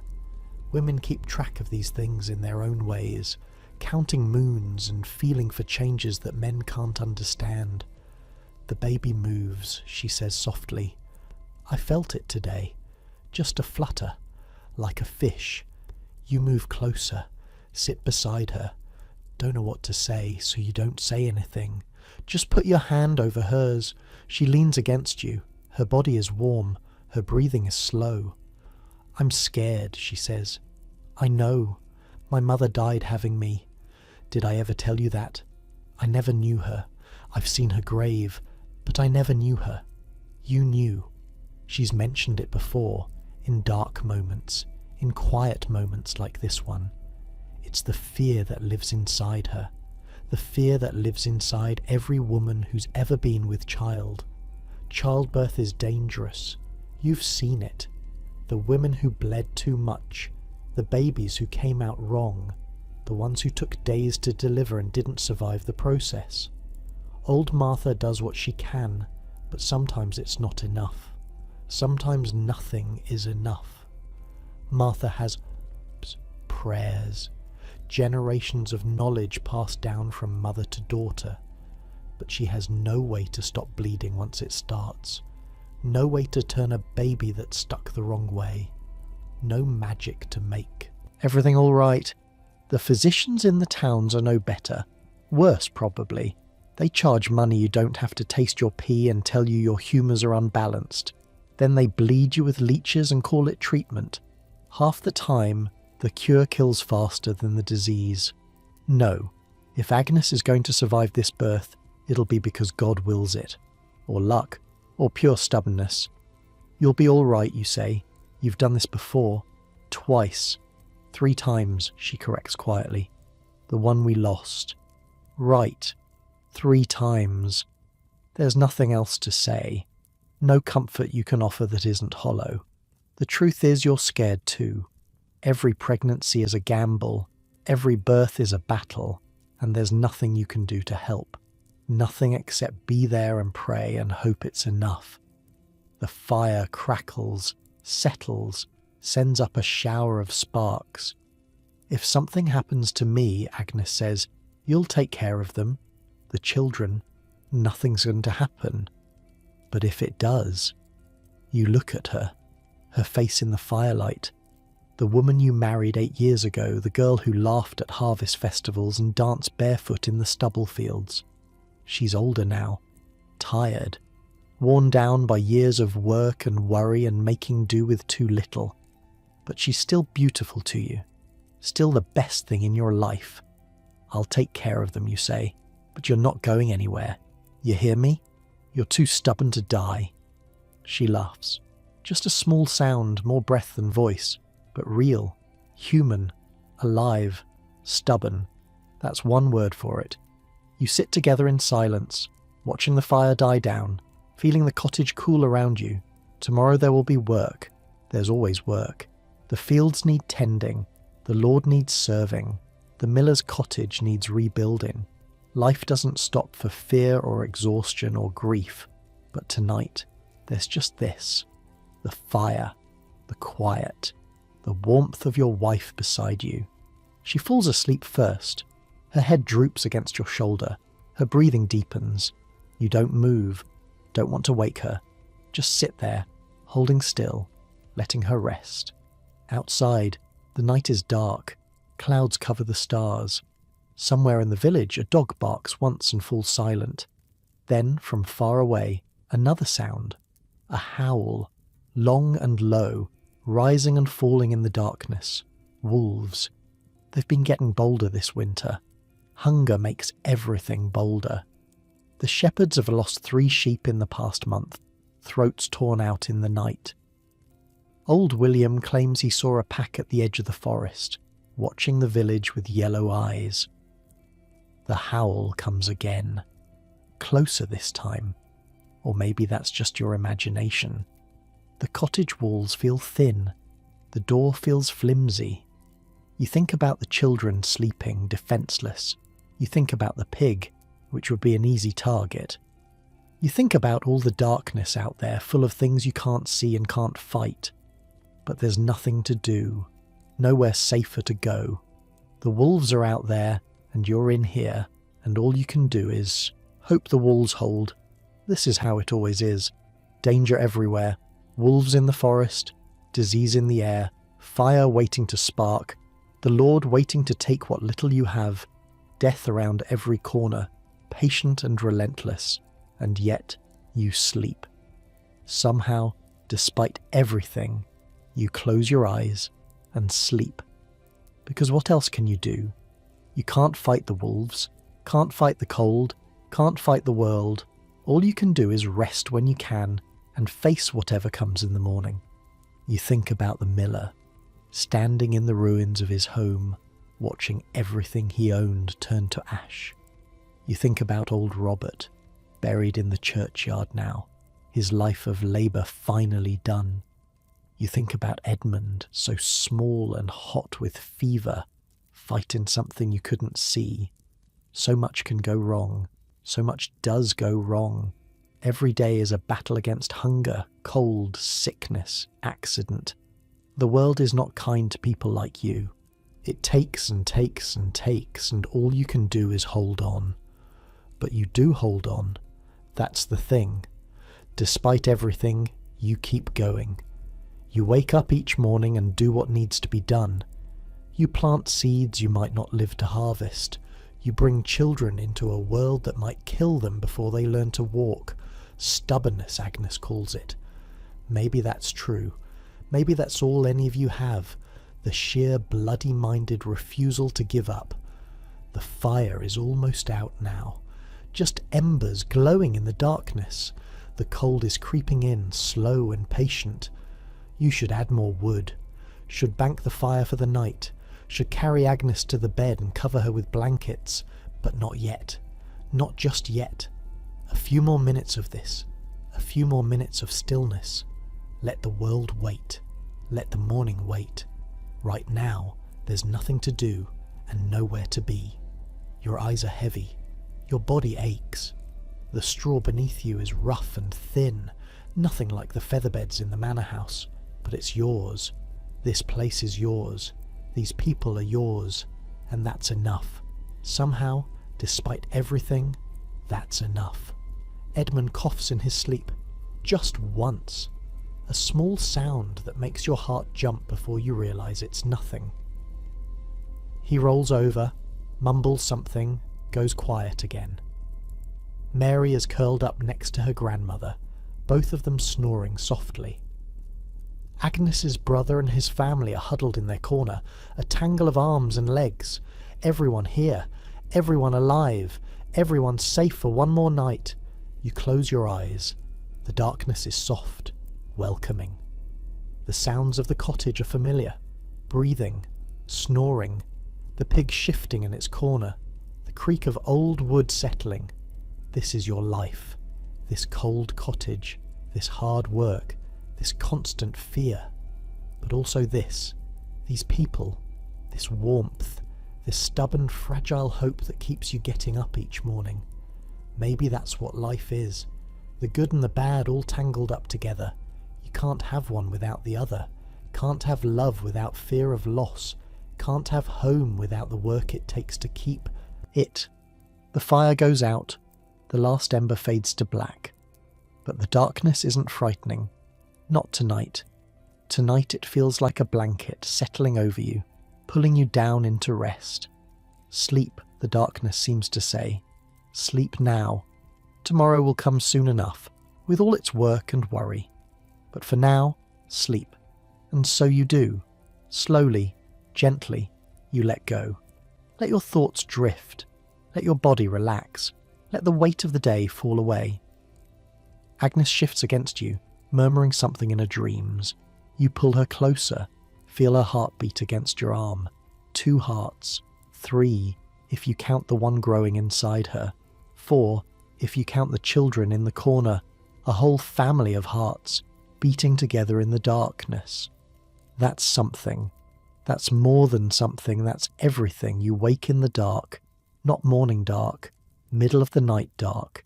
That deep black where you can't see your hand in front of your face. This happens sometimes. Everyone wakes in the night. The old folks call it the watch, that quiet hour or two between first sleep and second sleep, when the world is still and your thoughts are loud. Agnes is still beside you, breathing slow. The children haven't moved. The cottage is silent except for the usual sounds. Snoring, the pig, wind outside. You lie there, staring at nothing, waiting for sleep to come back. Your grandfather used to talk about the watch, said it was the best time for thinking, said the saints did their praying in the watch when God was closest, said the night had a wisdom the day didn't know. Your grandfather said a lot of things. He was old when you knew him. Ancient, really. Must have been close to 60 when he died, which is almost unheard of. His body was bent and his hands were twisted and his mind wandered sometimes, slipping between now and then like water through fingers. But he remembered the plague, not the one 40 years ago, the one that killed your father's family, an earlier one, the big one, the one that killed half of everything. He was a child when it came, 7, maybe 8, too young to understand what was happening, old enough to remember. He told you stories, late at night, when the fire's low and your parents were sleeping, whispered them like secrets, like confessions, like things he needed to say before he died. The bodies, he said. There were so many bodies, piled in the streets because there was nobody left to bury them, thrown in pits, dozens at a time, covered with lime and dirt. The smell, he said. You could smell the death from miles away. The sickness came fast. A person could be fine in the morning and dead by nightfall.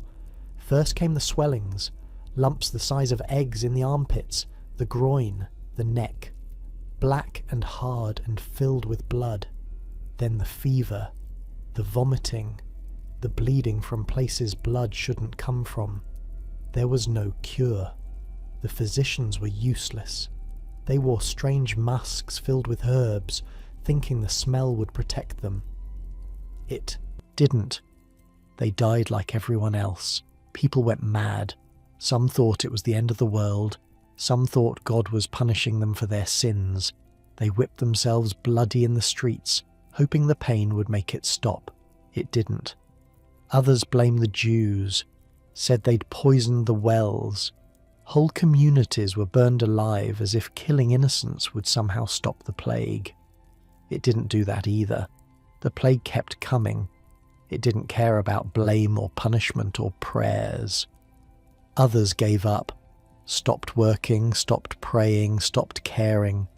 If they were going to die anyway, why not drink and dance and enjoy what time was left?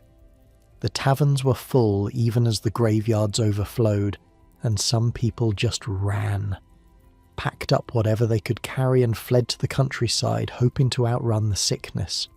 Sometimes it worked, usually it didn't. The plague travelled faster than feet. Your grandfather's whole family died.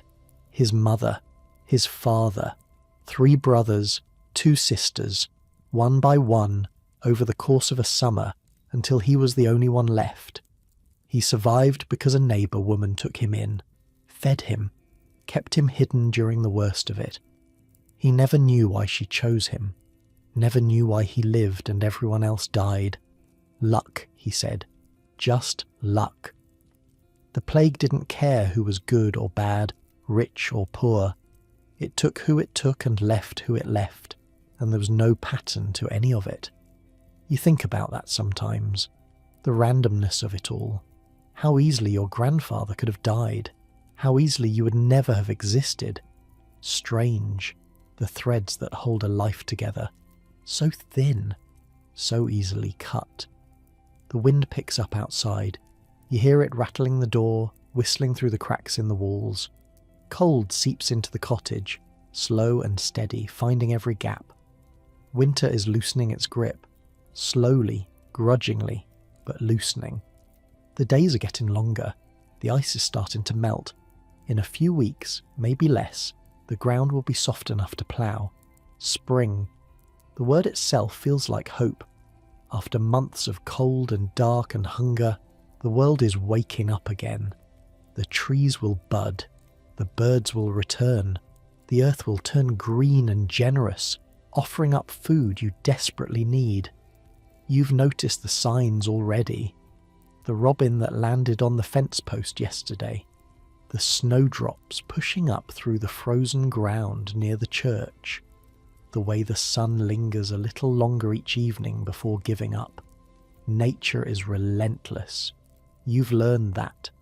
No matter how hard the winter, no matter how many die, the spring always comes. The world doesn't care about human suffering. It just keeps turning. The seasons keep changing. Life keeps pushing forward. There's comfort in that somehow. The knowledge that you're part of something bigger. Something that was here before you and will be here long after. The same sun that warmed your grandfather warms you now. The same rain that fed his crops feeds yours. You're connected to the land in a way that the nobles in their manor houses will never understand. They own it, but you know it. Every field, every stream, every patch of forest. You've walked these paths your whole life. Your father walked them, his father before him. Of course, spring also means work. Back-breaking, endless work. Ploughing and planting and hoping the rain comes at the right time and the sun shines at the right time and nothing goes wrong. Something always goes wrong. But for now, in this quiet hour, you let yourself feel something like anticipation. The worst of winter is behind you. You made it. Your family made it. Edmund recovered from his fever. Agnes is healthy, the baby growing inside her. The cottage is still standing. Small victories, but victories all the same. Your mind drifts to the festivals, not many of them, and always tied to the church calendar, but they break up the monotony. Christmas, Easter, midsummer, harvest home. Days when work stops and the village gathers and there's food and drink and music and laughter. You remember last harvest home, the whole village in the fields, cutting the last of the wheat, the smell of fresh cut stalks and warm earth, the sound of scythes swishing, voices calling, children shrieking with joy. Then the feast in the Lord's barn, tables groaning with bread and meat and ale.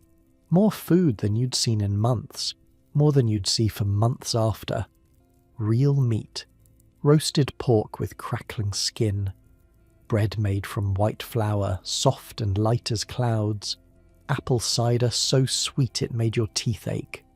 There was music. Old Peter with his fiddle, scratching out the same tunes his father played, and his father before him. Dancing in the barn, couples spinning and laughing, dust rising from the floor like golden smoke in the torchlight. Agnes was there, her belly just starting to show. Mary was running around with the other children covered in dirt and laughing. Edmund was trying to keep up, his little legs pumping, falling and getting up and falling again. You sat on a hay bale and watched them and felt something close to peace. You remember the taste of that ale, the warmth of the barn, the way Agnes looked at you across the room and smiled, the sound of your daughter's laugh, high and pure and unself-conscious. Not happiness exactly. Happiness is too big a word for people like you. But contentment maybe, satisfaction, the quiet pleasure of a moment when nothing is wrong. Those moments are rare, but they happen. Even in a life like yours they happen. You hold on to them, store them up like grain for the winter, pull them out in the dark hours when everything seems hopeless. They're proof that good things exist, proof that the world isn't only suffering. Your grandfather understood that.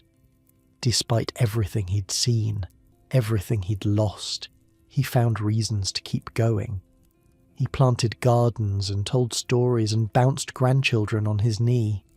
He laughed at things that weren't funny and cried at things that were. He lived, fully and stubbornly, until the day he stopped. Maybe that's the secret. There is no secret. You just wake up each morning and do what needs doing and look for the small good things and try not to think too hard about the rest. Agnes stirs beside you. Her hand finds yours in the darkness. Can't sleep, she murmurs, just thinking. About what? Everything. Nothing. The past. The future. She squeezes your hand. Go back to sleep. Morning comes early, I know. But neither of you move. You just lie there, holding hands, listening to the wind and the snoring and the quiet. This is good, you think. This moment right here. The warmth of her beside you. The sound of your children breathing. The knowledge that you're not alone. In the morning there will be work. The Lord's fields. The village helping to rebuild the miller's cottage. The endless round of tasks that fill every waking hour. Your back will ache and your hands will crack and your stomach will growl. But right now there's just this. Darkness and quiet and the woman you love and the family you've built.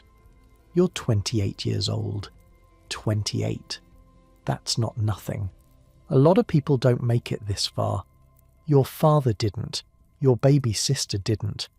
Half the people you grew up with are in the churchyard now. Their lives cut short by disease or accident or childbirth. You remember their names. All of them. Thomas, who drowned in the mill pond at 6. Little Sarah, who caught fever and never woke up. William's boy, crushed under an ox cart. The twins from the edge of the village, dead within a week of each other, though nobody knew why. Every family has a list like this. Children who didn't make it past their first winter. Mothers who bled out on the birthing bed. Fathers who fell sick at harvest and were buried before the snow. It's normal. It's life. You don't think about it most days because what would be the point? The dead are dead. You can't change that. All you can do is keep living. But in the quiet of the watch, in the dark hours when your defences are down, you feel the weight of all those lost lives, the emptiness where they should be, the silence where their voices used to sound, and you feel too the strangeness of your own survival. Why you and not them? Why are you still breathing when so many aren't? There's no answer to that. Your grandfather knew it. Luck, he said. Just luck. But you're here, still breathing, still fighting, still stubborn enough to keep waking up every morning. Maybe that's something to be proud of. Maybe just surviving is an achievement in a world that's trying so hard to kill you. Agnes's breathing slows. She's falling back asleep. Her hand still in yours. You close your eyes. The darkness is comfortable now. Familiar. The watch is ending and second sleep is coming, and soon it will be morning again. But not yet. Not quite yet. Let the night last a little longer. Let the world stay quiet. Let the warmth of this moment stretch out just a few more breaths, a few more heartbeats. Your grandfather was right. The watch has a wisdom to it, a stillness that the day doesn't allow. Time to think, time to feel, time to remember what matters. Family, home, the people who share your table and your burdens, the neighbours who help when disaster strikes, the small kindnesses that make life bearable. The plague taught your grandfather that. Losing everyone taught him how precious everyone is. He held tight to the people he found after, loved them fiercely, mourned them deeply when they died. You understand now. You understand why he told you those stories.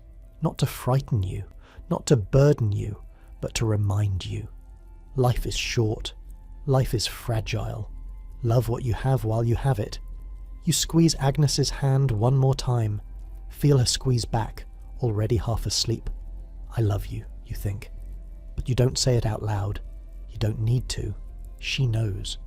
After 8 years, 2 children, 3 pregnancies, 1,000 hardships, she knows.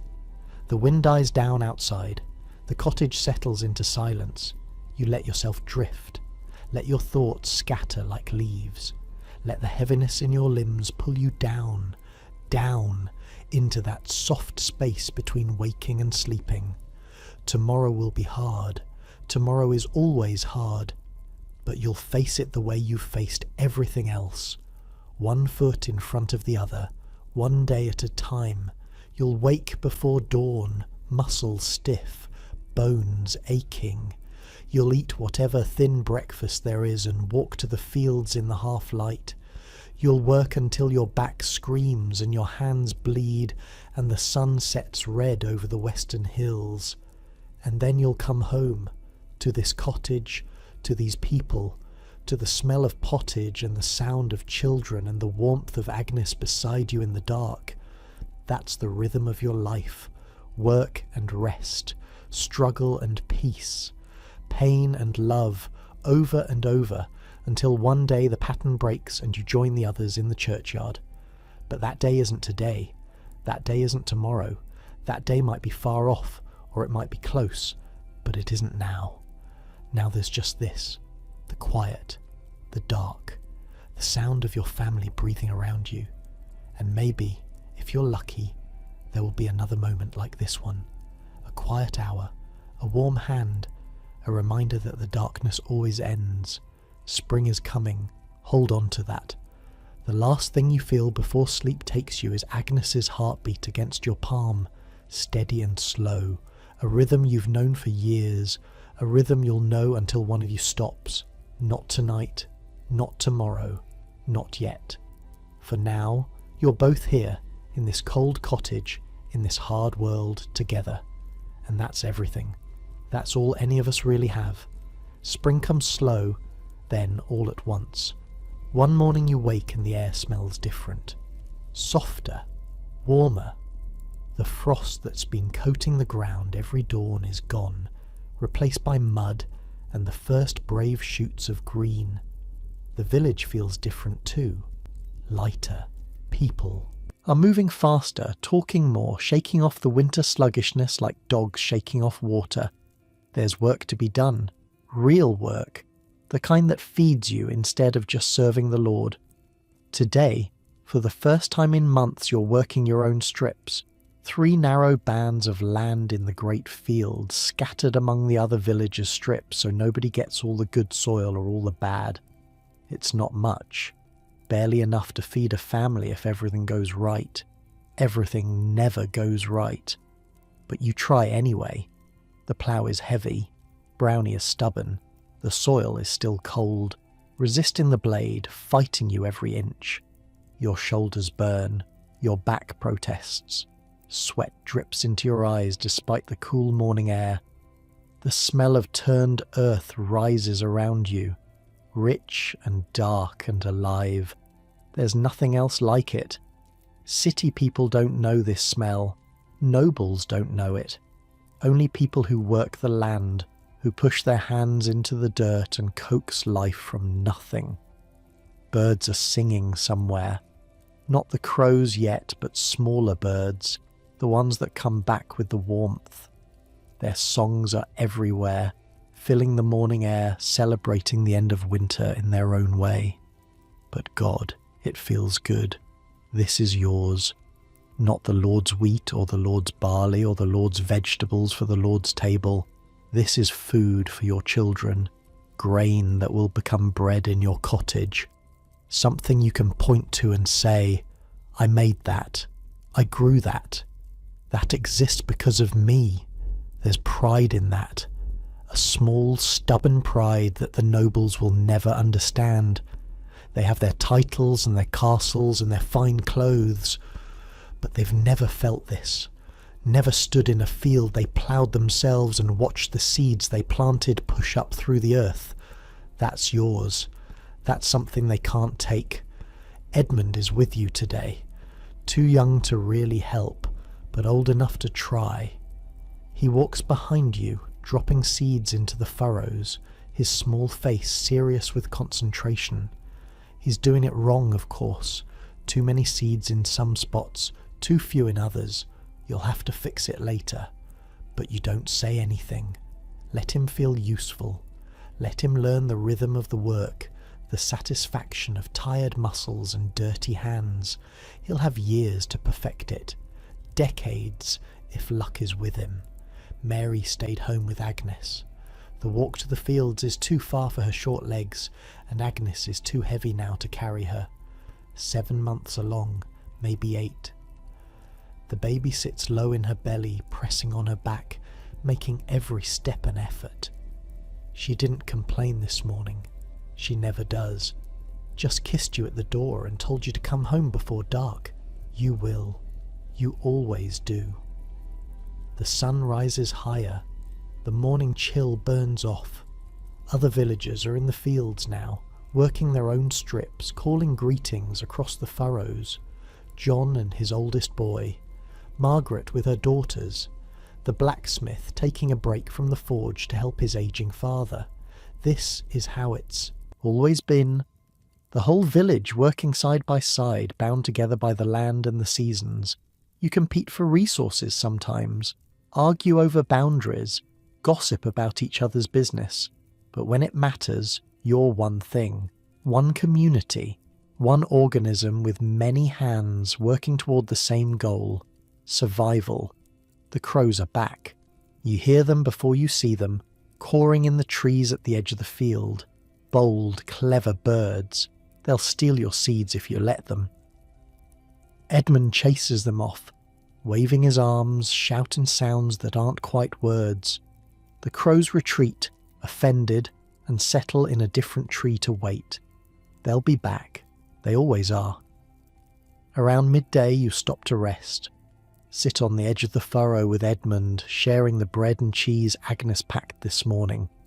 The bread is hard, the cheese is dry, and it's the best meal you've had in weeks. Funny how that works. Food tastes better when you've earned it. When your body is tired and your stomach is empty and every bite feels like a small victory against the endless hunger. The sun is warm on your face, not hot yet, not summer warm, but gentle, kind. The kind of warmth that seeps into your bones and loosens something you didn't know was tight. You lean back on your elbows and look up at the sky.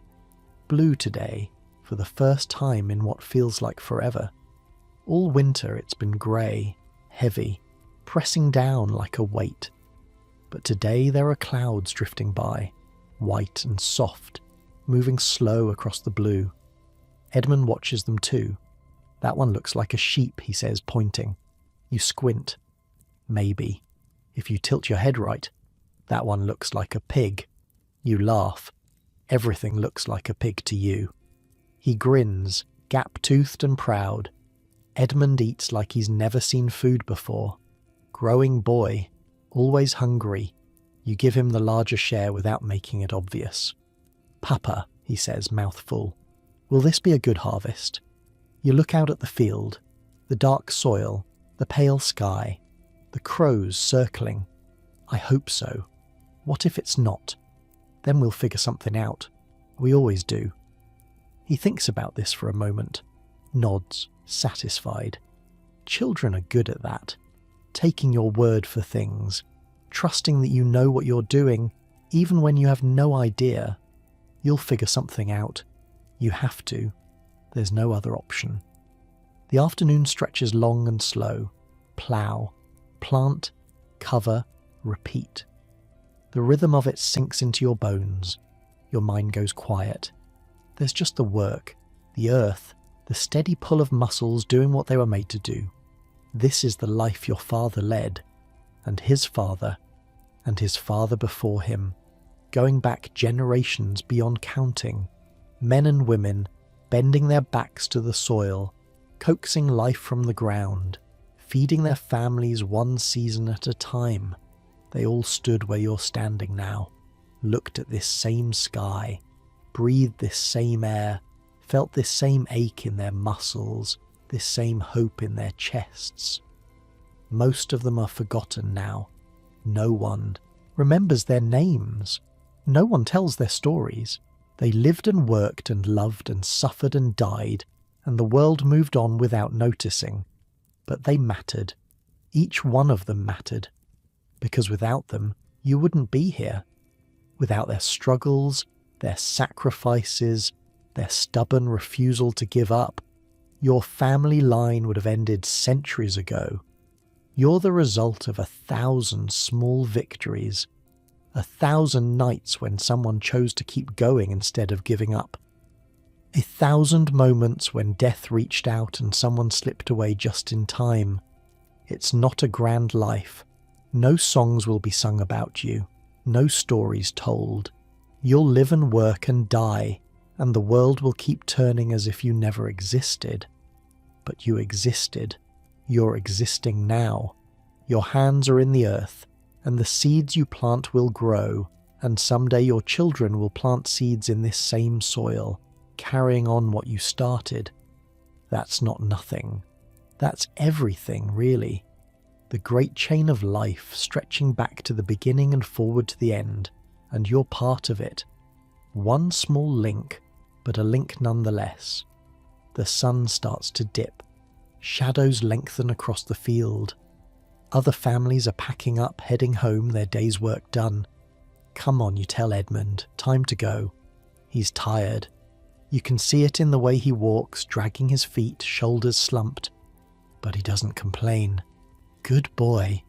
Tough boy. He'll need to be in this world. You hoist him onto your shoulders the way you used to when he was smaller. He's heavy now. Too heavy, really. Your back will hate you tomorrow. But he wraps his arms around your forehead and rests his chin on your hair, and you can feel him relaxing, the tension draining out of his small body. Worth it. Always worth it. The walk home is quiet. The village settles into evening. Smoke rises from chimneys. Doors open and close. The sounds of families gathering, of children being called inside, of the day winding down. The light is golden now, that soft slanting light that comes just before sunset. It turns everything warm. The thatched roofs glow. The bare trees look less stark. Even the mud seems almost beautiful. You pass the church, the graveyard beside it, the stones and wooden markers, some old and weathered, some fresh and raw. Your father is there somewhere, your baby sister, the daughter who lived only 3 days. You don't stop, but you nod just slightly, an acknowledgement, a promise. I'm still here. I'm still trying. Agnes is waiting at the door. Mary is in her arms, half asleep, thumb in her mouth.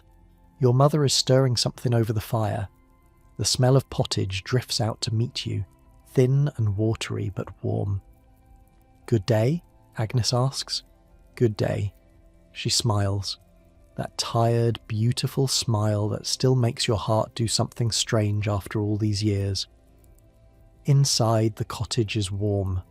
The pottage is thin, mostly water and vegetables, but it's hot and it fills your belly.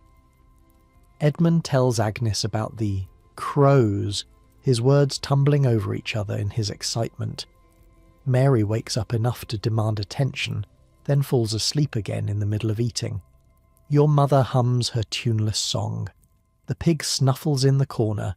The fire crackles, throwing shadows on the walls. Home. After dinner you sit by the hearth with Agnes. The children are asleep. Your mother has retreated to her corner, already snoring. The cottage is quiet except for the usual sounds. She takes your hand, presses it against her belly. Feel that? You wait. Then you feel it. A flutter, a kick, new life, moving under your palm. Strong, you say. She nods. Strong. You don't talk about the fear. Don't need to. It's always there, humming beneath the surface. The knowledge that childbirth could take her, that the baby might not survive, that everything could change in an instant. But tonight, you don't dwell on it. Tonight, you just feel the kick and let yourself hope. The fire burns lower. The room grows darker. Agnes leans against you, her weight familiar and warm. You think about everything that led to this moment. The long winter, Edmund's fever, the fire at the miller's, the endless work, the constant worry, the 1,000 small struggles that fill every day.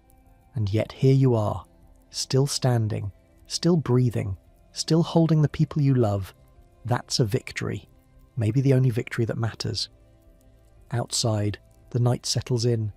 Stars appear, one by one, scattered across the darkness like seeds across a field. The moon rises, pale and bright, turning the world silver. Somewhere, a dog barks. Somewhere else, an owl calls. The sounds of the village at rest, the world at peace, the long exhale at the end of another day. Agnes's breathing slows. She's falling asleep against your shoulder. You should move, get her to bed properly, bank the fire for the night. But you don't.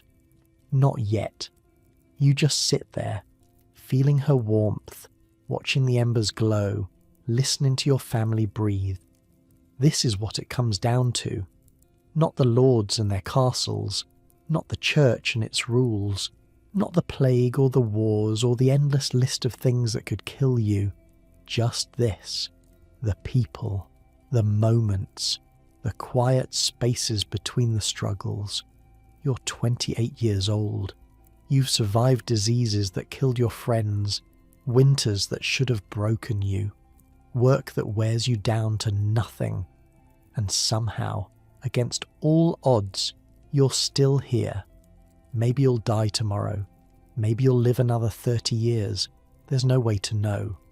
The future is dark and the world is harsh and death is always waiting, patient and inevitable. But tonight death can wait.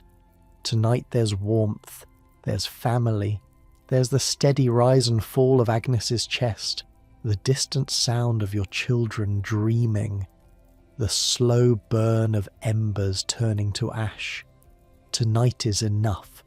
You close your eyes, let the tiredness wash over you. Let your muscles unclench, one by one, the tension of the day draining away. The straw beneath you is familiar. The smoke doesn't sting so much anymore. The pig's snoring has become a kind of lullaby, strange as that sounds. This is your life, hard and short and full of pain, but also full of this, these quiet moments, these small graces, these people who make the struggle worth it. You wouldn't trade it. Not for a manor house, not for fine clothes, not for all the roasted boar in England. This is yours, and it's enough. Sleep comes gently now, not the desperate collapse of exhaustion, but something softer, a settling, a letting go.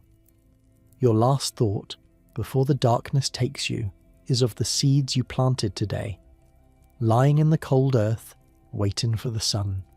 In a few weeks they'll push up through the soil, green shoots reaching for the light, the beginning of something new. That's what you do. You plant seeds, you tend them, you hope, and sometimes, if you're lucky, they grow. The fire dies down to nothing. The cottage goes dark. Outside, the stars wheel slowly across the sky, the same stars your grandfather watched, the same stars your children will watch long after you're gone. But you don't see any of that. You're already asleep, already dreaming, already somewhere warm and safe, where the work is done and the harvest is in, and everyone you love is gathered around a fire that never goes out. It's a good dream. Hold on to it. And if you're lying somewhere warm right now, listening to this story, maybe let your eyes close too.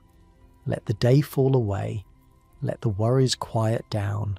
Just for a little while. You're safe. You're home. The night is soft and the world is still. Tomorrow will come. It always does. But tonight, there's just this moment, this breath, this slow, sweet slide into sleep. Rest now. You've earned it.